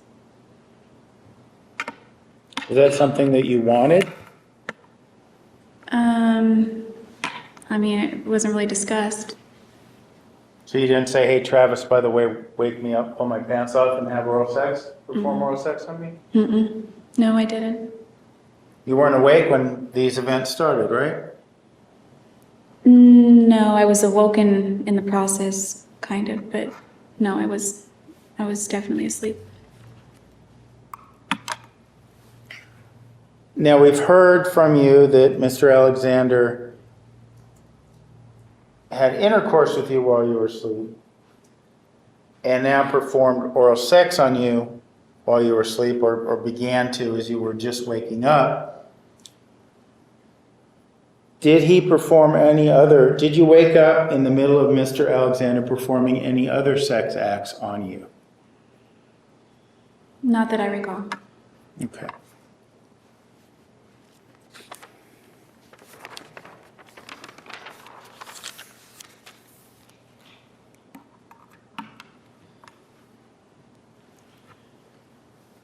There was discussion on this tape about Pop Rocks and Tootsie Pops. Could you explain to us what that means? Yes, one night, I think it was on a Thursday, I was scheduled to go to my friend Lonnie's baptism. I think we had a lot of nights, but I think this was the night that he was getting baptized. And Travis asked if I wanted to come over, so I ditched the baptism and got ready to go over to his house instead. And he wanted me to dress up in a schoolgirl outfit with braids, I didn't have a schoolgirl outfit, so I looked through my closet to see if there was anything comparable. And Let me stop you there. Was there a certain wardrobe that was desired for this schoolgirl outfit? yeah, like a private school girl. Okay, but what do you mean? So if you could be specific, Jodi.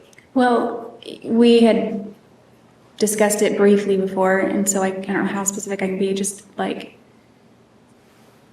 a schoolgirl, maybe in a skirt with a blouse. What else? Knee-high stockings, Mary Jane shoes, that kind of thing.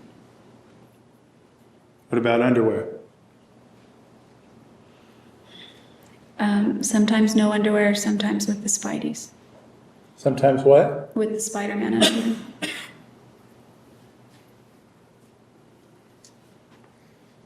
So this schoolgirl outfit, it did this on more than one occasion? I didn't have a schoolgirl outfit, so I just put something together that I thought he would like instead. Okay. And how does this relate to Tootsie Pops and Pop Rocks? He asked if I would go swing by and get those on the way over.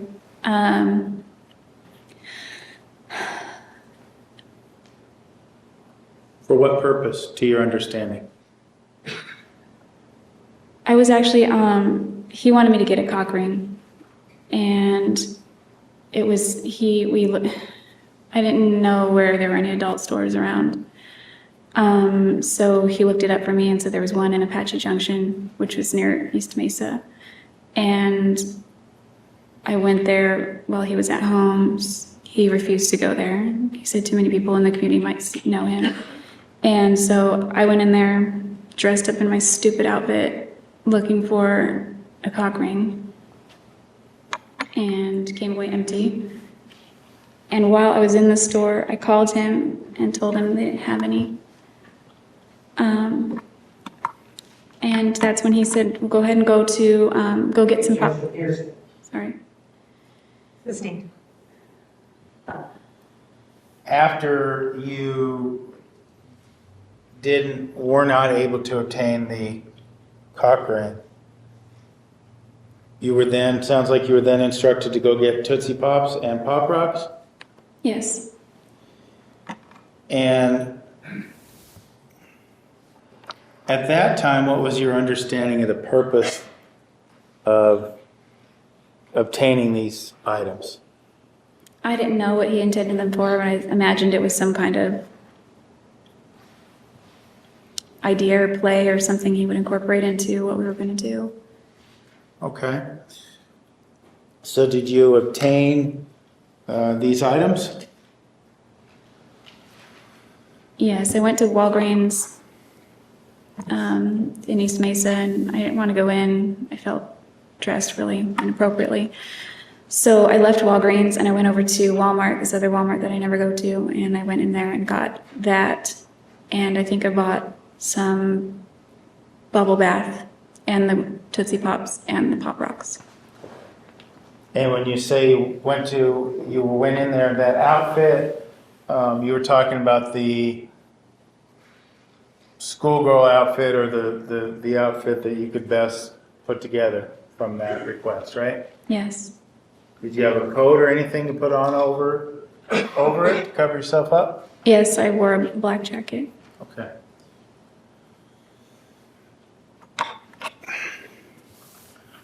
So once you have the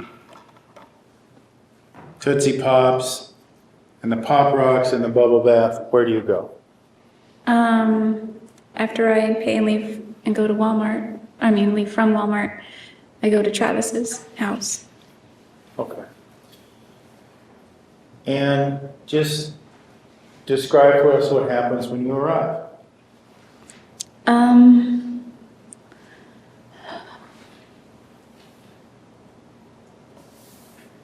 I'm trying to not confuse the incidences because there were a few times that we did things like this.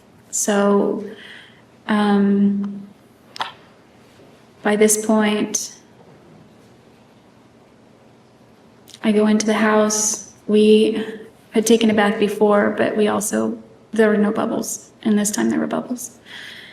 And we had sex in the bathtub and then again on his bed with the candy. Okay. You mentioned you and Mr. Alexander took a bath together with the bubble bath you purchased, right? Yes. Okay. Did you have sexual relations in the bathtub? Yes. And what sort of sexual relations did you have? That was one time we had vaginal sex. We actually did twice in the bathtub. And why was it okay to have that in the bathtub? Well, it wasn't okay, but he said it was okay. Objection, here's the, Goes to the listener, Judge. Why did he say this kind of sex was okay? I didn't think it was serious. He said it's underwater, so it doesn't count. I mean, I Okay, assumed he well, was hang on. sure. You mentioned then you had sexual intercourse twice in the bathtub, vaginal intercourse, right? Yes, prior to us actually just going all the way, like, to heck with it, let's just, sleep together. Prior to what? Prior to it, just, we kind of reached a point during our relationship that we just began sleeping together without any boundaries or limitations. You mentioned that the Tootsie Pops and the Pop Rocks were involved in this session. How so? He wanted me to put Pop Rocks in my mouth while I gave him oral sex. And did you do that? Yes. And the Tootsie Pops, what did they turn out to be needed for? He wanted to put the Tootsie Pop inside of me. Just spend time down there doing that, I guess you could say. What do you mean inside of you? Inside my vagina. And you allowed him to do that? Yes.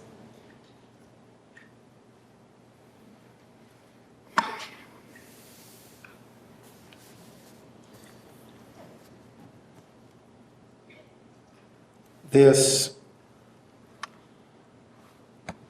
bath, you mentioned a couple, you talked about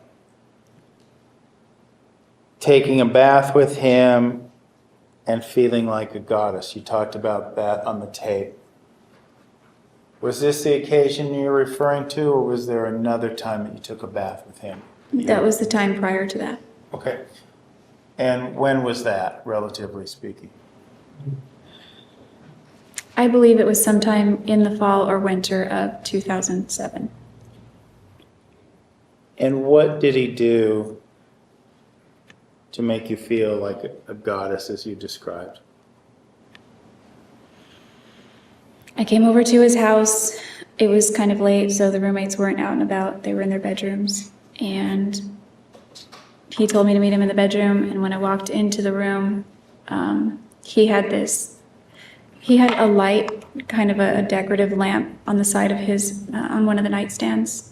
And it was like the shape of a candle, or a cluster of candles, but it was actually, it was like a fountain. So if you pour water in it and turn it on, it bubbles over the candle and goes in the other candle, and the candle recycles the water.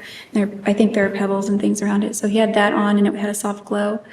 He had hurricane candles lit on the dresser. He had a CD playing low on the other nightstand. And then his bathroom, where there's a long hallway, he had the hallway lined up, was lit up, kind of like a runway with hurricane candles on each side all the way down. And he had red rose petals kind of just scattered throughout down the hallway all the way to the bathtub. And the bathtub was full of hot water and there was steam coming off of it, and there were no bubbles in that one. But there were candles in the corners of the bathtub also. Sounds like, did you perceive this as romantic? Yes, Okay. very. Did that evening remain romantic? Yes. Did that romance include sexual intercourse? Yes. How is it different than the other occasion? What distinguished one evening as being feeling like a goddess and the bath that you were just talking about? That was the same evening, like when I made that comment the about. bath you were talking about with the Tootsie Pops. Oh, it was the Tootsie Pops and the Pop Rocks were more playful and experimental, and the other was a lot more romantic. And you preferred the latter? If I had a choice, yes, but I would have gone with either. What do you mean if you had a choice? Didn't you? Well, yeah, but usually I just kind of, I didn't set the theme. He set the theme, and I was a willing participant. A comment was also made about braids. Braids were hot, was something that was said on the tape. You alluded to a schoolgirl outfit, and early in your testimony you talked about Mr. Alexander having an interest in younger women. Was the braids a part of this interest, or what was your understanding about the braids, or describe that for us? The braids were, at that time I still had blonde hair, and he called me Pollyanna with the braids, that kind of thing. So yeah, I believe it was to make me appear a little bit younger. He liked you to look a little younger? Mm-hmm. Yes. Did he ever ask you to act a little younger?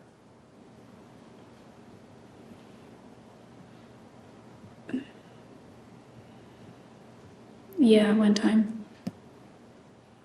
Tell us about that time. Objection, foundation. Your Honor, she hasn't even begun to describe the incident. There's no proper objection.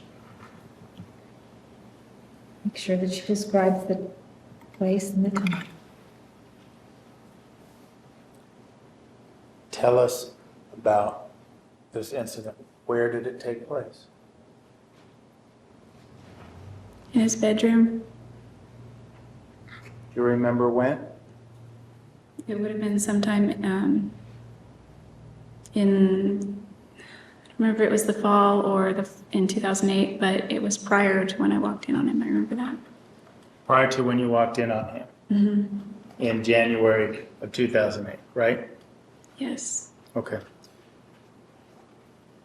What did he want you to do? Well, I knew I was coming over there to hang out with him, which probably would lead to sex. And I came into his bedroom, and he had some toys out on the floor. We didn't do anything with them, but I think he had ideas for it. I don't really know. I looked at him kind of funny, and he dropped it. And what's that? He dropped it. Dropped what? Whatever ideas he had about it. But you said he wanted you to act younger. There must have been something in that regard. It was a little train car. It wasn't a whole train or anything. It was just a little, I think it was a red caboose or something. Did he want you to play with it? I thought he was going to do something with it. We had already incorporated candy and massage oil and all kinds of things like that. So I wondered what he had in mind with that. And I don't think he wasn't very vocal about it. He just kind of almost like a massage, but sexual? yeah, I was there and he wanted me to be in the braids that time, and I don't know. What do you mean you don't know? Is this embarrassing to talk about? Yes, extremely. When you say you don't know, what else happened? You know what happened. We ended up having sex, anal sex. Were you wearing the boy's underwear? Yes, that time I was. And you were playing with these toys?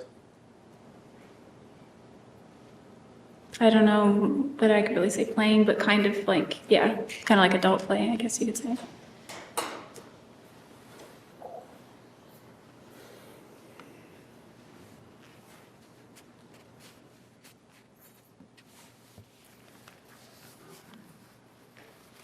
When you told us earlier that you were of the understanding that Mr. Alexander liked younger women, you mentioned the braids and the schoolgirl outfit. Is there anything else he requested of you that made you believe that?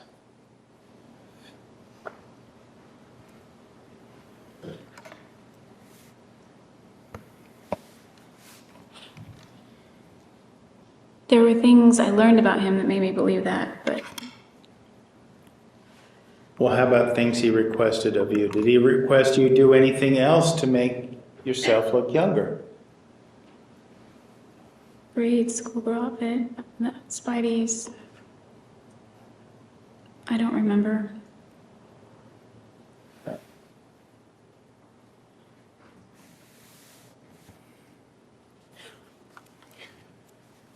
There was a lot of talk on this tape about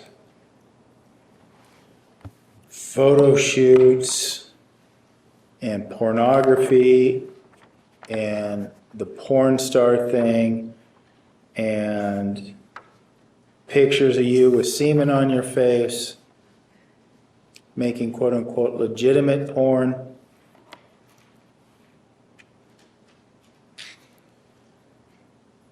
Based on those, it brings up the question, did you and Travis ever videotape yourself while having sex? Yes.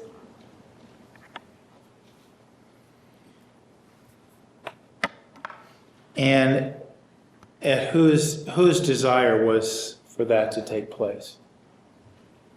That is.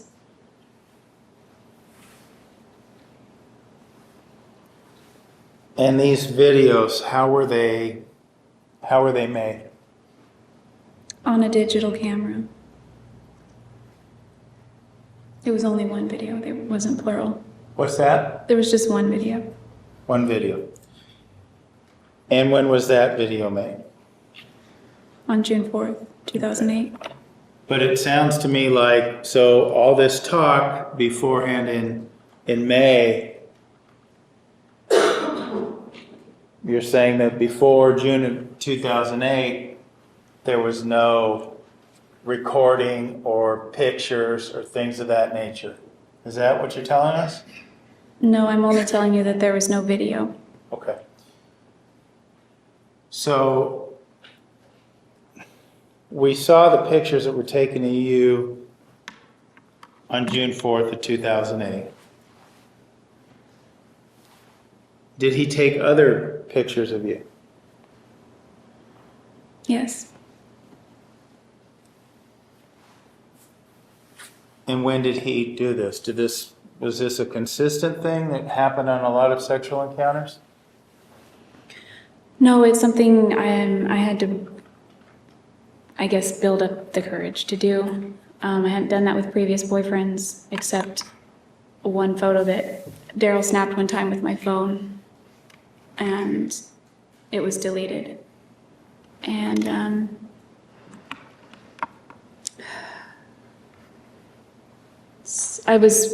ironically, the thing I was afraid of is that it would get out, and so I didn't want to do it.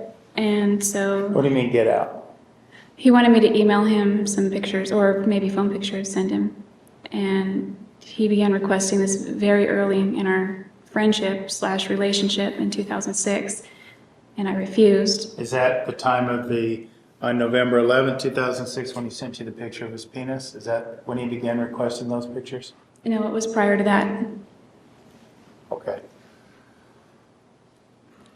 So he's asking for a year and a half, 2 years. When do you finally relent? I let him take pictures of me in July 2007, but they weren't completely nude. My birthday is in July, and so is his. So right before I moved down there, I flew from Oakland to Phoenix just to test the water and kind of see how things work. So we had broken up, and I spent the weekend with him, and he was like the old Travis, like very charming and very loving. And sorry. How was he acting?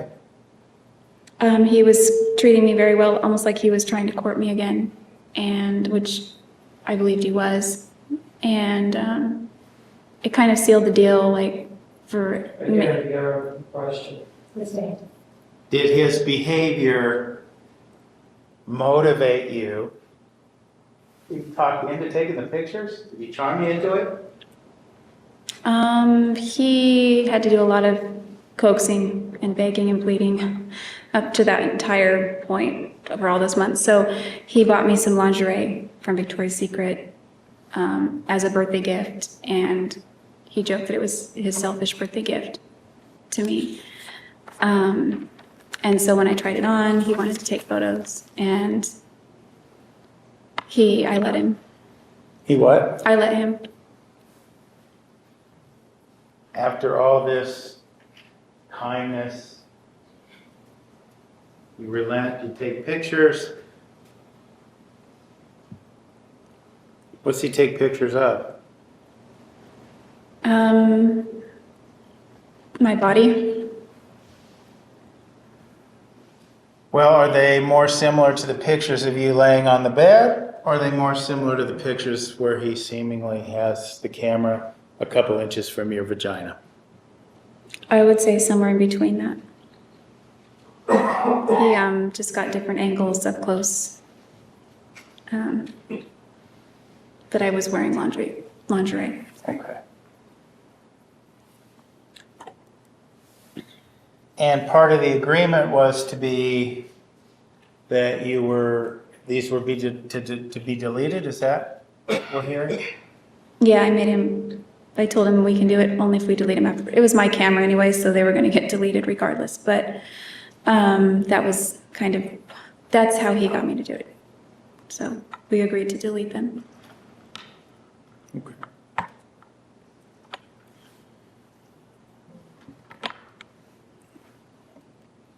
Once you agreed to these initial pictures that happened in July, was that the only time that happened besides June 4th? No, he wanted to take a few pictures of me while we were at Havasu Pie, and we were alone. Did you relent to that? Yes, he had been asking for over a year, since I didn't want to concede to give. Sorry. It's improper objection, Judge.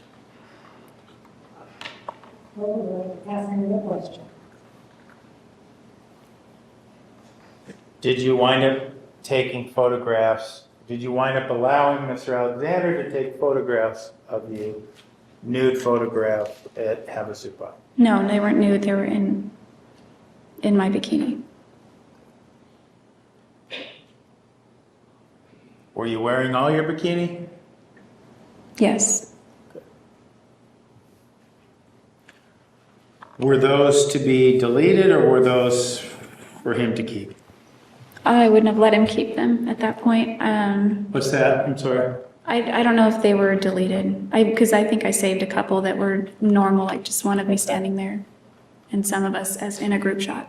But the ones he took were a little bit more up close, like cleavage and that kind of thing. So those were deleted. Okay. Over the course of your relationship, then, were there several of these photo sessions where he would take nude photographs of you and delete them? Well, I don't know what you mean by several. Do you mean a lot or a little? Well, how many would you say that there were? With the lingerie and the bikini and June 4th, I think there were maybe 2 other times. Okay. Besides those times? Yes. Okay. There was talk in that tape about taking pictures of you with semen on your face. Did he ever do that? He never took photos of it. That was something we were planning. Okay.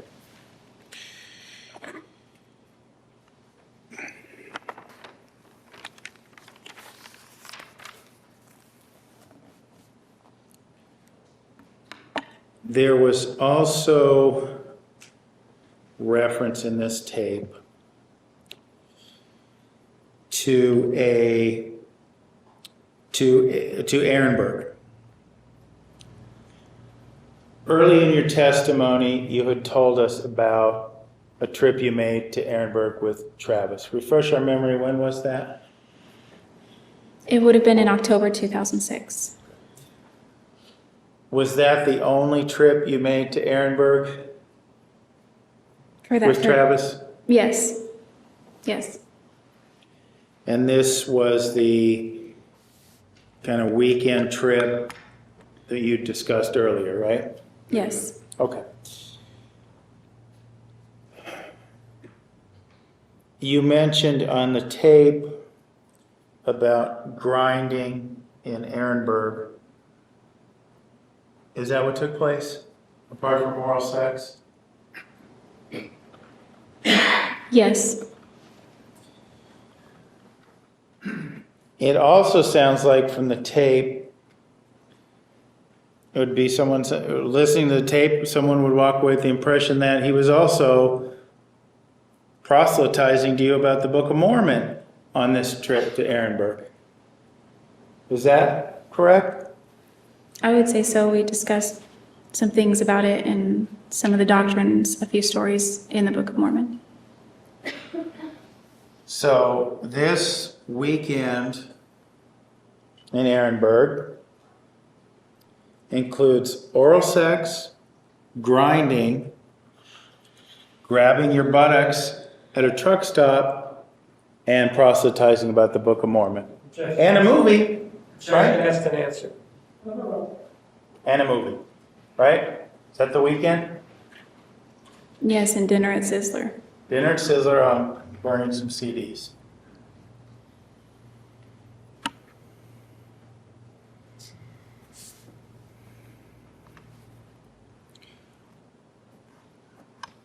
There was also some talk on the tape about introducing Travis to KY. Do you recall hearing that? Yes. So we're clear to your understanding, what is KY? KY is a personal lubricant. And did you in fact introduce Travis to it? Yes, I did. Why? He refused to buy, well, he was using Astroglide before that with Esther, and she brought that over. He ran out of it eventually and then just went back to Vaseline because he refused to be seen in public buying personal lubricant. So I brought KY over one time, and yeah. And what? Well, on the tape, I was about to say that Daryl introduced it to me, but I didn't want to bring up an ex-boyfriend, because before that, I did mention that I was using baby oil. That's what I used in prior relationships, because I just never thought of using KY. And so when I began to date Daryl, that's what we used. And so that's what I was familiar with. He was only familiar with the Vaseline and the Astroglide. But Astroglide, I think, was more expensive, or the kind that I saw on the shelf. So rather than buy that, I just went with the brand that I knew and the cheapest version of it. Okay.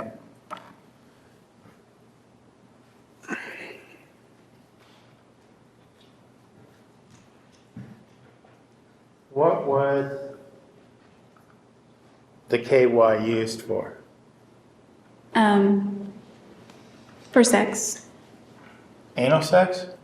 all kinds of sex, All probably kinds of except sex. oral.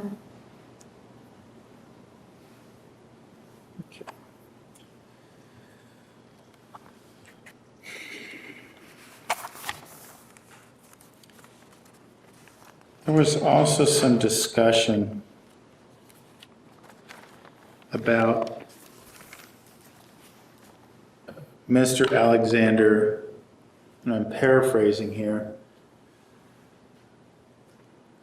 tying you to a tree and putting it in your ass all the way.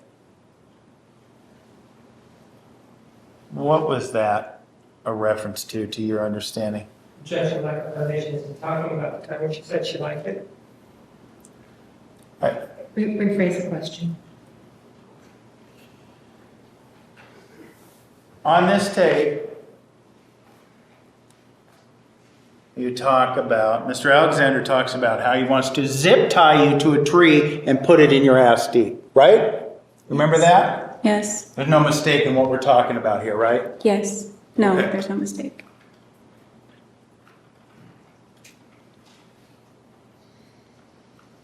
What was that a reference to?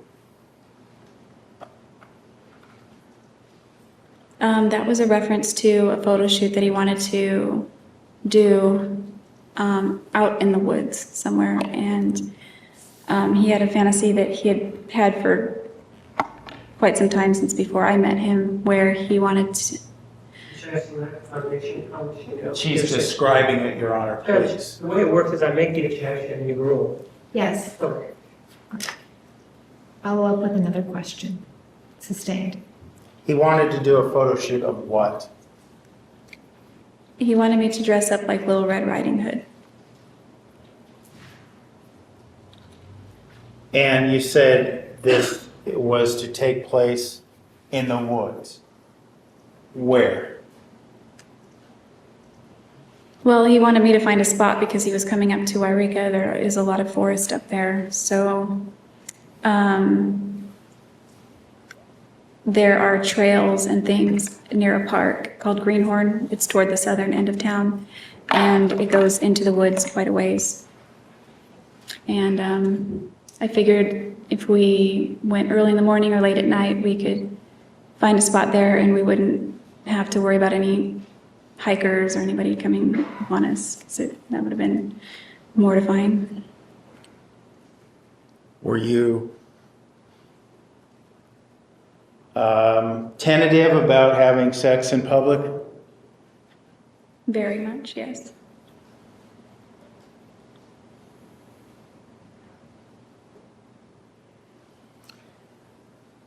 You also made the comment in reference to this incident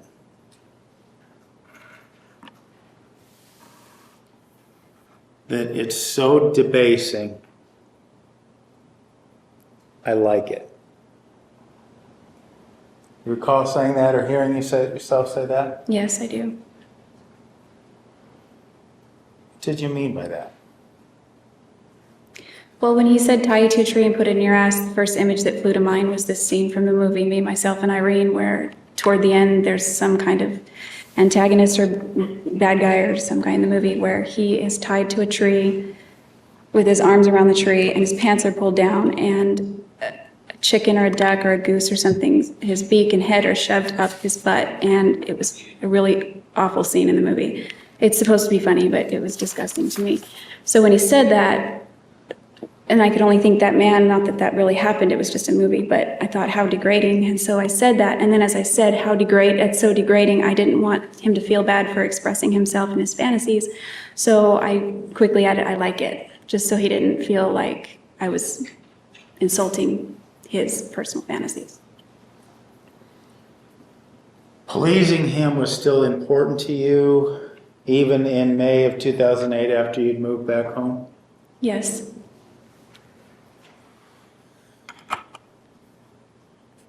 Is this why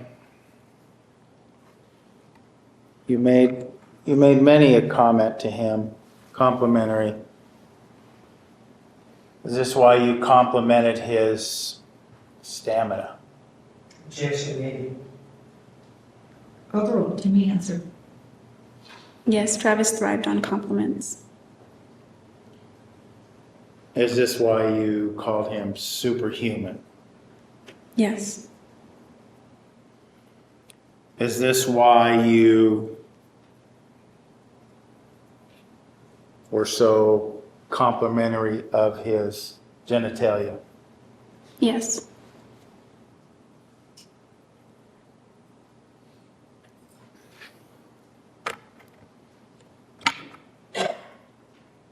The orgasms, or the sounds you made on the tape that might be normally associated with orgasms, were those real orgasms or did you fake it?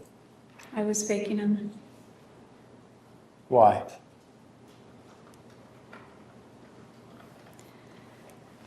Well, I was on the phone.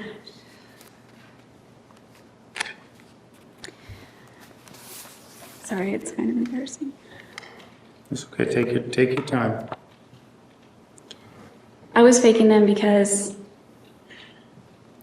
well, there are several reasons. One, I wanted him to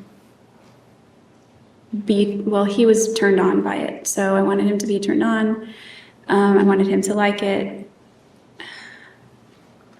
And also I was faking it because I can't, well, when I'm on the phone, when I do something like that, like masturbating requires both hands, so I couldn't use just one and actually reach that point. So I just faked it so that he could, like, he was very mean to me during this period of time at times, and when he wanted phone sex or something like that, he was really nice, and I liked that side of him. So I wanted to prolong it, and I guess you could say draw it out or enjoy it while it lasted, because he would turn into Mr. Hyde soon, or whatever the analogy is. So those things were pleasing to him.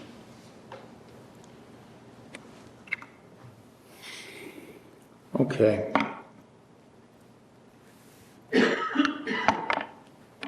This begs the question, Jodi. Why, at this point in time, May of 2008, you moved back, why were you still craving or so desirous of positive attention from Mr. Alexander?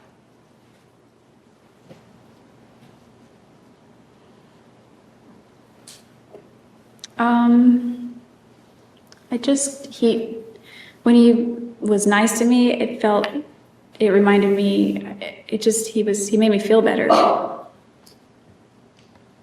I liked the way I felt when he was nice to me. It made me feel good, so I sought those things, and when he was mean, it didn't make me feel good. So that's why I preferred one over the other. Well, why any contact at all? I'm sorry? Why any contact at all? Why talk to him? Well, he pawned his car off on me, so I had to pay him for that. There was still that connection that we had. We'll get that to a little bit, because obviously you weren't discussing the car on this phone call we just heard. That's true.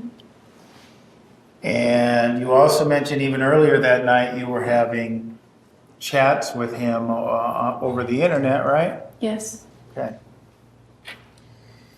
And do you remember what day you moved back?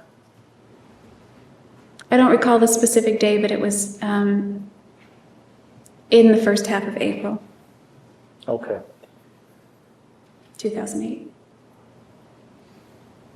Well, let's back up a little bit then. Back up to the time, what you were telling us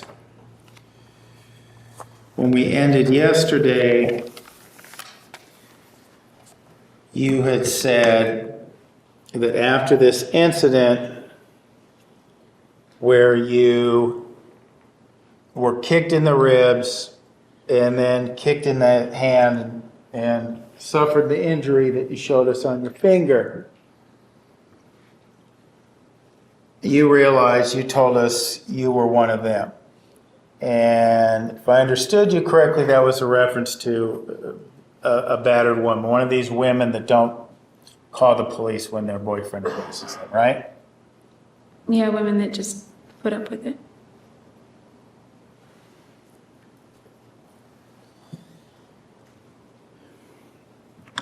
Now, at this point in time, you had told us about 3 incidents. You said when you came to this realization, there were 3 incidents. 1, he grabs your wrist in Oklahoma City out of jealousy. 2, he throws you down, won't let you leave the room, and insults your family. The 3rd incident being the one I just referred to, the kicking. And you also talked to us today about this incident when he choked you to the point that you passed out. Are there any other instances of physical abuse that we haven't already talked about? Yes, there's one other, but I didn't consider the first 2 that you mentioned abusive. Okay, well, let's talk about not what you consider, but let's talk about this other incident where he was, let's use the words physical with you. Was there another occasion that we haven't talked about that he was physical with you? Yes. When did that occur? It would have been the beginning of March 2008. It was on a Saturday because we were driving together to a tax seminar. Tax seminar being held for prepaid legal associates in Tempe.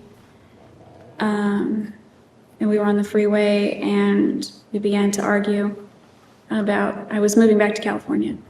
And it was something I had told him I was considering maybe a few days or a week prior, but I didn't really get into it. So I told him that I was for sure going to move, probably right after convention. And he made a few comments and we argued and the argument escalated, and then he reached his right hand over to hit me. In the car while driving? Yes. And you say hit you. What does that mean? Did he punch you? Did he slap you? Describe what happened. I don't know if he just meant to smack me or what, but it was like a backhand. Okay.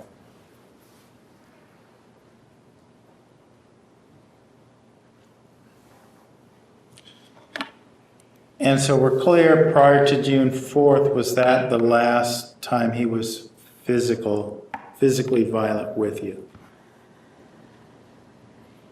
That wasn't the last because the choking came after that. Okay. That was the last. So prior to June 4th, have we discussed all the incidents of violence that you suffered before June 4th? Well, yes, some I didn't think were violent, but What do you mean, some you didn't think were very violent? like he grabbed my wrist. I didn't think that was violent. It was a little forceful, but I didn't consider it violent or abusive. And after a few seconds of him demanding to know what we were talking about, I looked down at my wrist and he let it go. Okay. but I want to make sure we're clear. Are there any other incidents where you didn't consider them abusive, where he was physically with you, restrained you, anything of that nature, hurt you physically in any way? I didn't consider the incident when we were arguing in his bedroom to be abusive, or it was a little bit physical, but it didn't hurt, and I didn't consider it abusive. He pushed me and I fell, but I landed right on my knees, so I didn't think that was a big deal. Okay. My question is, are there any other incidents where he was physical with you that we haven't talked Oh, about? I'm sorry. No, not that I can remember.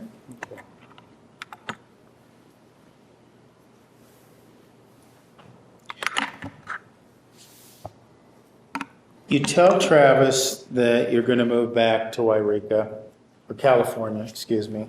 And I'm assuming you meaning back to Wairika, back to your grandparents' house where you wound up, right? Yes. Okay. After he backhands you in the car, what happens next? I was crying pretty hysterically, and I called my mom from the car on my phone. And I asked her if she would please lend me some money so I could move back. Where were you living at the time? I was still renting the same room in East Mesa. Okay. And from what you just said, you didn't have the money to move back, right? I was broke most of the time.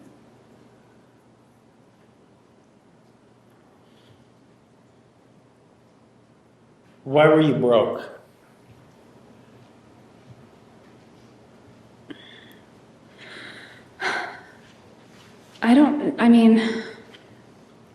I didn't have a big rent to pay. I wasn't able to afford my car payments anymore, so I wasn't paying my car anymore. I guess my money it seemed to just get used up. We were going on trips. I would lend Travis money. He typically paid me back. Sometimes I didn't have... You say you lent Travis money. Let's be clear. How much money did you lend Travis? Time? Which time? I'm asking a total amount. We'll discuss the time. All right, overall, to answer the question. Total, if I did my math right, I lent him $1,299 total, $1,299 over And the when course did of our relationship. Over the course of your relationship.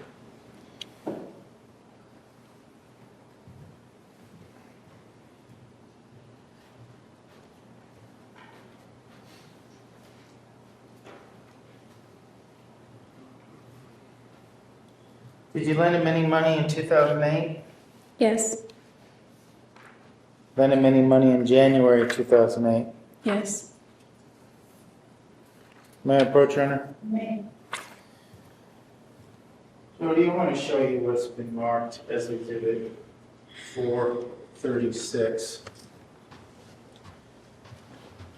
Could you take a look at these, please?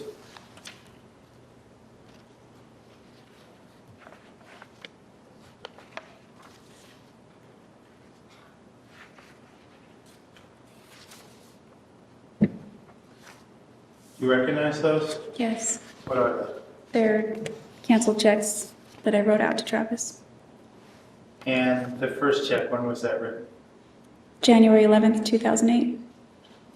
The second? January 15th, 2008. And the third? January 30th, 2008. How much was the first check for? $100. She's testifying as to a document, not in evidence.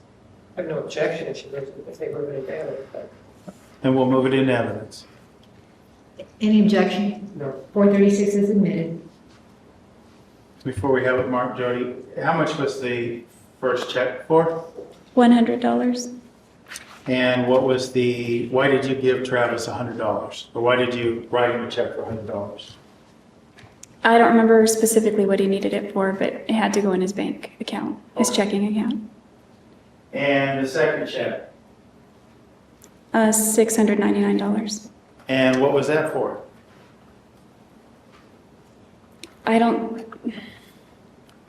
His checking account was going to be overdrawn or was already overdrawn. I don't remember which. Okay. And the third check? $220. Okay, and do you remember what that was for?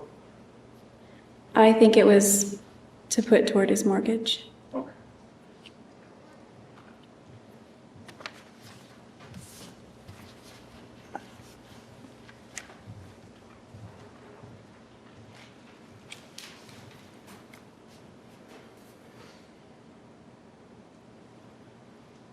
Now these checks, Jodi. You mentioned talking to him about, or needing to talk to him afterwards about his BMW. But this check number 3008, that didn't have anything to do with the purchase of his BMW? No, he hadn't discussed selling it yet.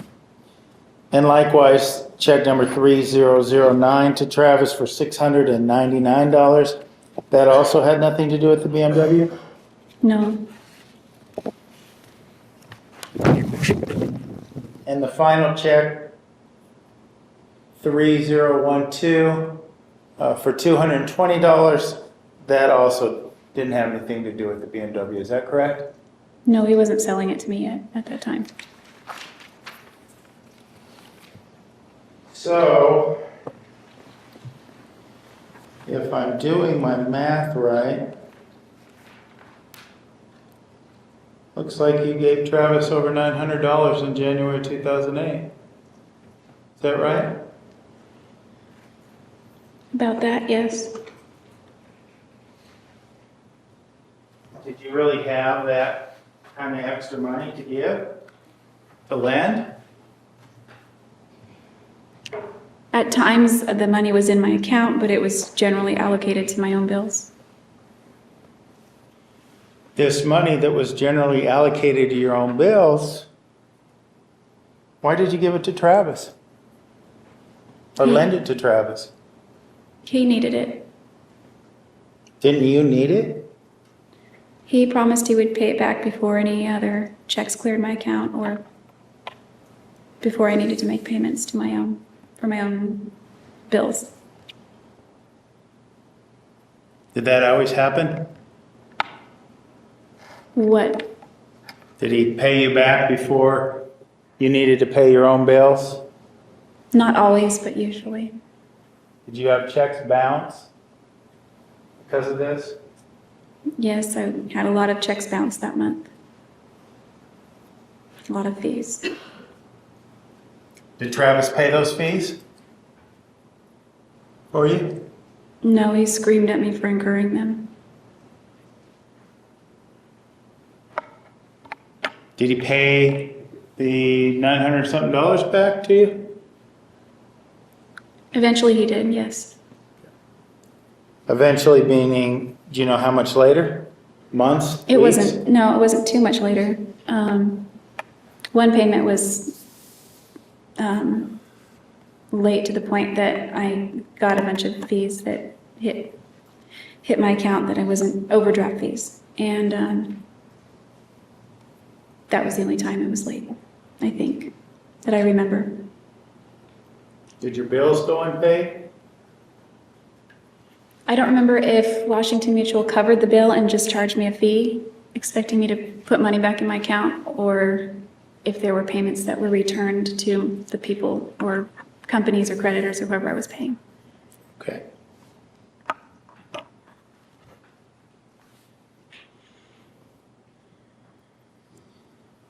Now, we saw those checks in January when you had no money to move back to Wairika. Did Travis owe you money then? I don't recall. It was in early March, so I don't recall if I lent him money around that time or not. Okay. But you lend him money on a consistent basis, is that fair to say? Yes.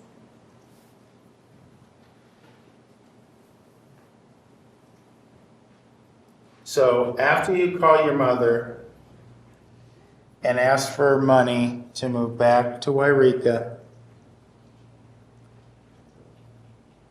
what happens? We turned around on one of the exits because I was crying and he was angry, and we decided it would be best to not attend the tax seminar. People there knew us, and he was probably just as interested as I was in not letting it be known that we had the kind of drama that we did in our relationship. So he turned the car around and drove me back to my house.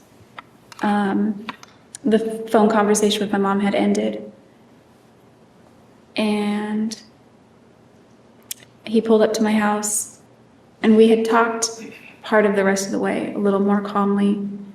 He was apologizing, and he asked if I would come over to his house so we could make it better.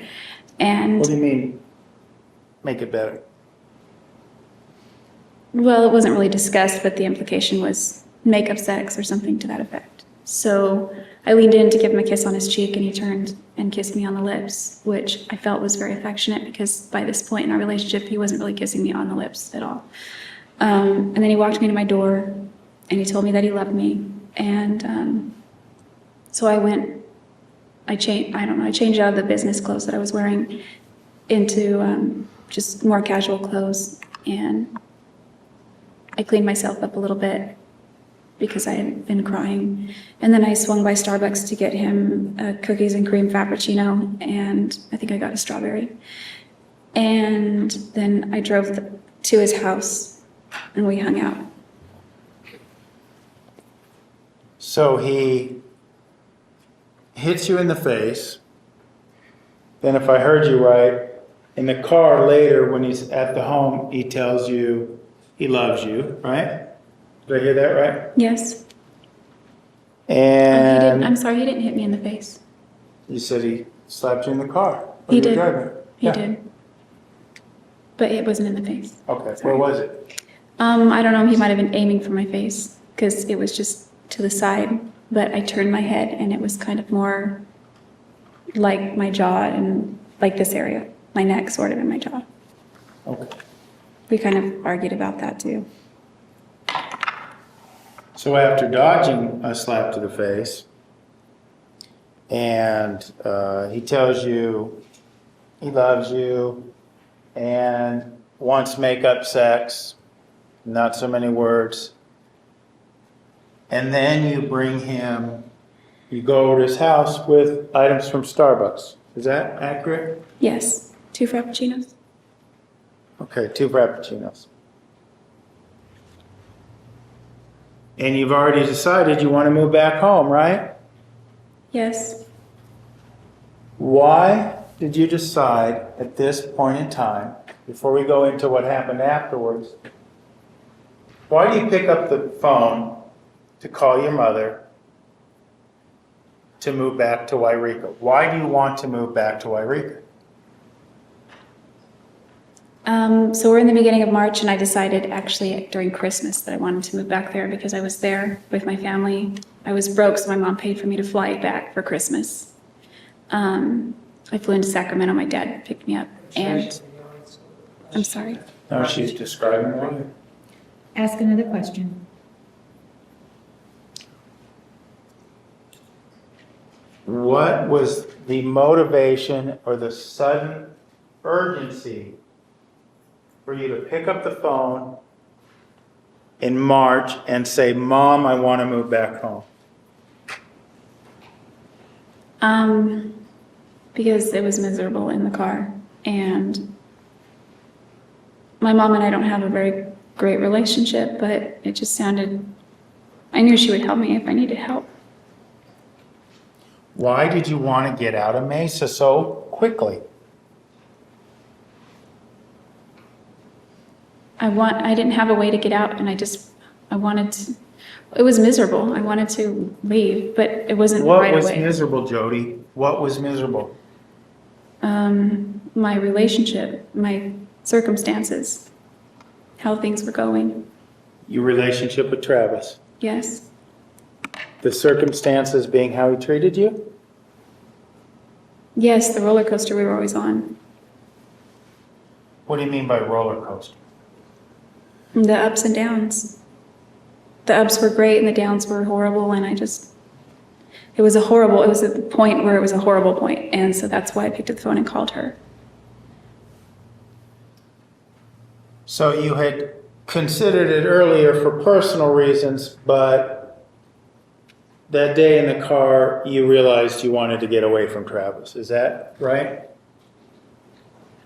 It wasn't healthy for you to be with him. Do you think about that question? You want her to answer? Oh, let me answer. Yes, both.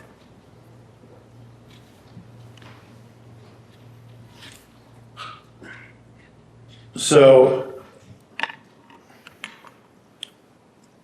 what happens after you speak with your mother? You mean while we're speaking or after we hung up? Well, after you hung up, do you decide you're going to move back to Wairika? Yes. Well, I'd already decided, but Okay. we had discussed it openly at this point. That's how the fight escalated. Okay. It was my fault. Were plans in the works after you talked to your mom to secure the funds to have you move back to Wairika? Yes. I asked her to come help me move. Okay. What's that? I asked her to come help me move. Okay. Moving back to these circumstances and what happened in the car, why then do you return to Travis's house with the 2 Frappuccinos? Because you just told us you realize you want to get away from this man. Why are you at his house with 2 Frappuccinos?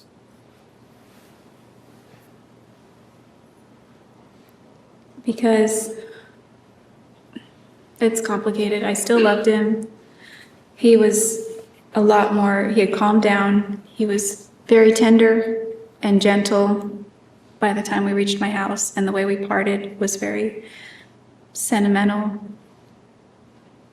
And that's why he invited me over, and I could foresee that it would be a pleasant time that we could spend together.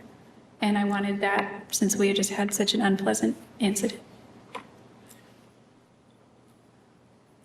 Did you still love him at this point in time? Yes, I loved him. Even though he hit you? Yes. Okay. So you have the 2 Frappuccinos. You're in Mr. Alexander's house. What happens? Do you have sex? We did have sex that day.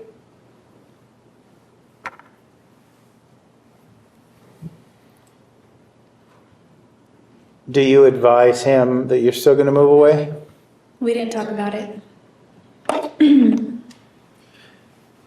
How long did you stay at Mr. Alexander's house that day? We spent almost the rest of the afternoon and early evening together.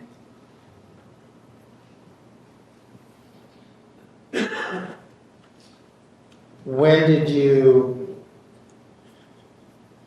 finally tell him that you were going to move back? In the car. Well, we had discussed it a few days earlier, or maybe a week. I can't remember. It was sometime in late February. And I discussed with him that I was going to, but it just was indefinite. Like I didn't know when exactly, but it was somewhere on the horizon. And then in the car, it was more definite. Okay. And I should have been more clear in my question. Was there continued discussion between you and Mr. Alexander as to whether or not you should stay in Mesa? In the car, there was. And there were a few times he joked about it. And, in a nice way. In a nice way? Yes. In these, what you're characterizing as jokes, did he want you to stay? Yes. About how long was it before the day where he hit you in the car until the day you actually moved back to Wairika? Approximately a month and a week. Okay. And so in this, we'll call it about a 5-week period. Are you still seeing Mr. Alexander? Yes. Is it business as usual, so to speak? You're still coming to his house late at night for sexual rendezvous? Yes. I have to ask again, why? You decided you want to get away from this man. You're making plans to get away from this man. Why are you still acting as his booty call? I was making a string of bad choices during that time in my life.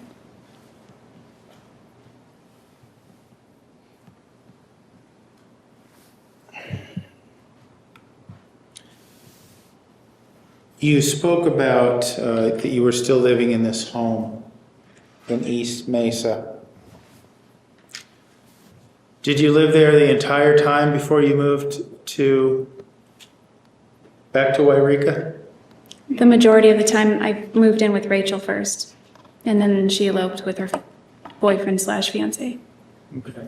Did you stay with Travis before you moved back?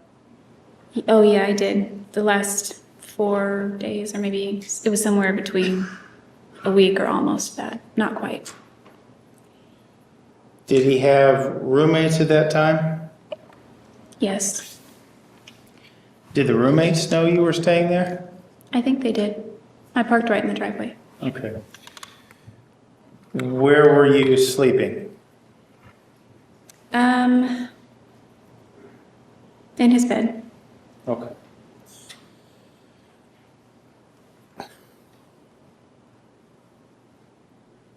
Do you remember the actual day you moved? I remember the actual, well, there was one time I pulled out of town, well, not out of town, but onto the freeway, and then I ended up coming back to his house and staying another night, maybe 2 nights. And then the last time I rolled out of town, finally, I did. I remember that day. Okay. Well, as it relates to the day that you started driving out of town and drove back to Travis's house, why did you wind up driving back to Travis's house?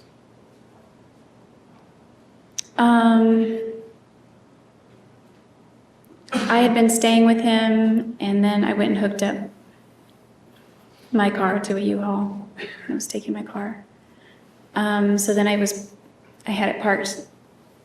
There's if you go 3 or 4 houses down, or 2 or 3 more houses down, and then you make I'm talking like facing east, and then you turn north, there's this stretch of pavement and street where there are no houses, just the cinder block walls for backyards. And you can complete the whole block, but in that stretch, I parked the U-Haul there because it was too big at that point to park in front of the house. And as I was getting ready to leave, he made a joke kind of saying, if you get tired, you can always turn around and come back and stay in my bed again. Or it wasn't stay in my bed, that was the implication. And so I got on the road and I got to, I think, Sossaman, I think is the name of the street. It was late when I got on the road. I wanted to get going, but when I get tired at the wheel, I'm almost narcoleptic. So I pulled over to sleep in the seat of the U-Haul. I texted Travis and told him that. He sounded a little bit irritated. So we began, I don't know if I talked to him or called him or texted him back, but I ended up coming back to his house anyway. And I stayed there 2 more days. Okay. Why 2 more days?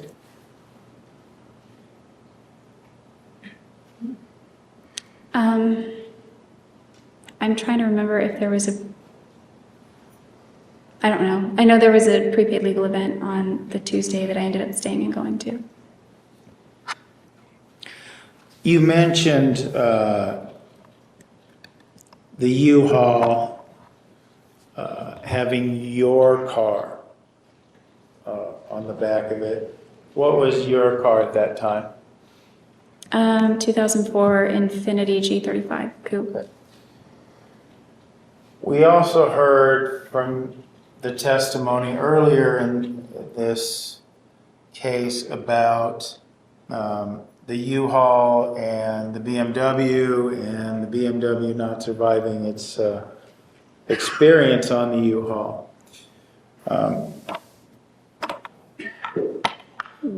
And earlier you also said he pawned off his BMW on you.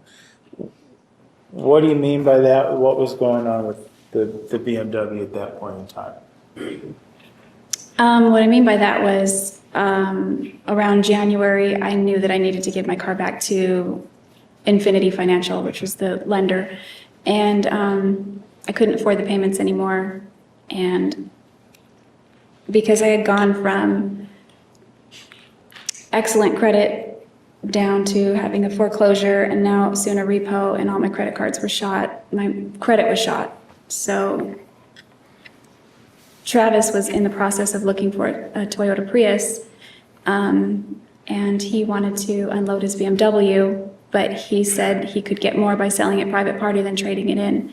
So he didn't want to go through the process of selling it to somebody and worrying about collecting payment and that sort of thing. And so I was going to, there was a guy at my news cafe that I worked with that wanted to buy it, and he offered him all cash for $4,500, and Travis scoffed at that and said that's not nearly enough. He wanted to sell it for, I think it was $6,000. So he proposed that I buy it because I had to give my car back. He said, your credit's horrible right now, no one is going to lend you a dime, why don't you drive it?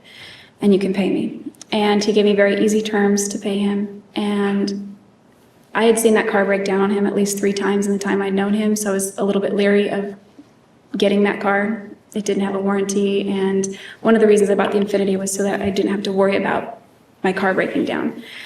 So I was reluctant, but his idea at the time made sense to me because I did have to give my car back, so I agreed to do that.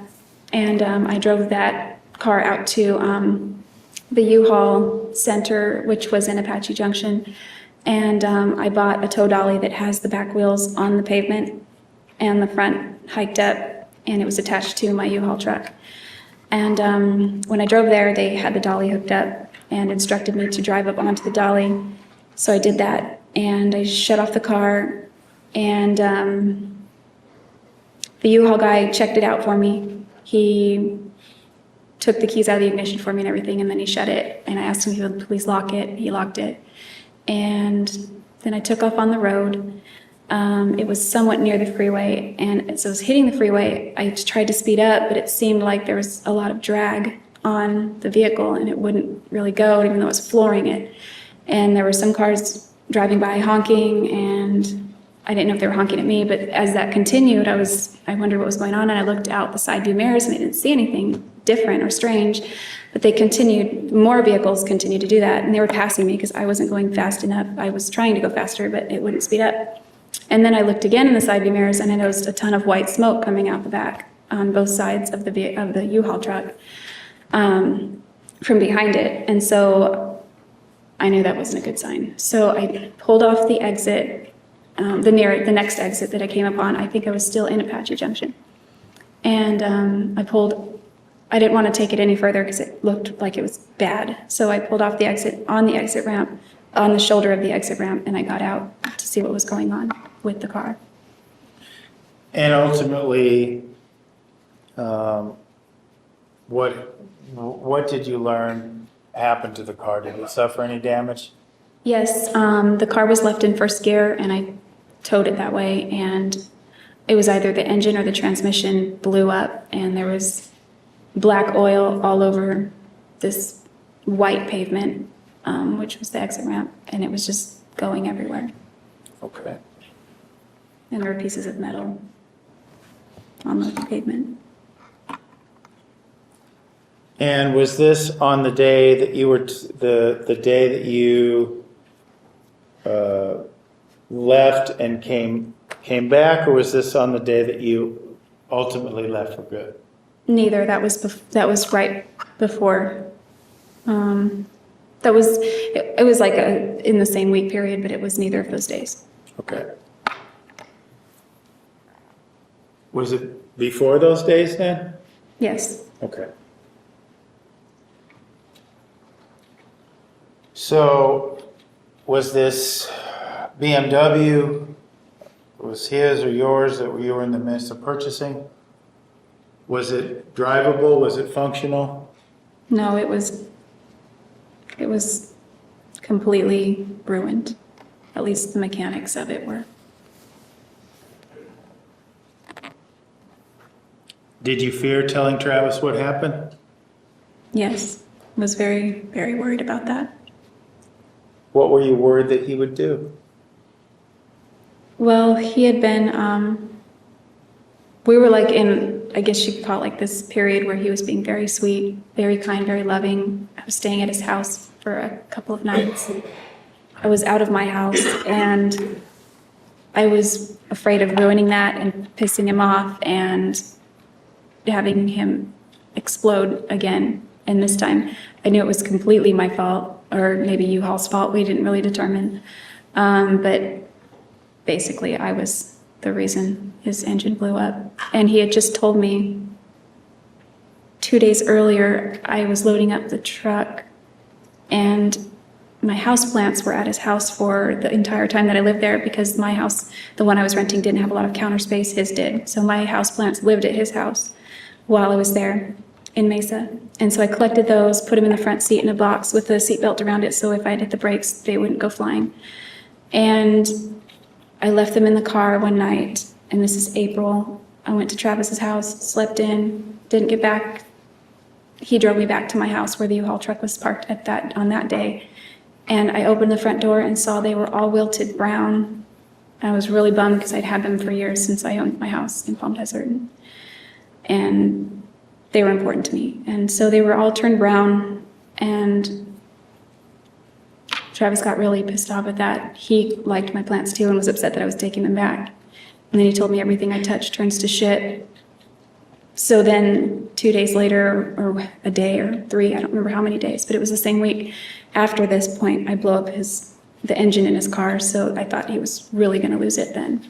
What do you mean by lose it? Become physically violent with you? Maybe that, or just his general wrath.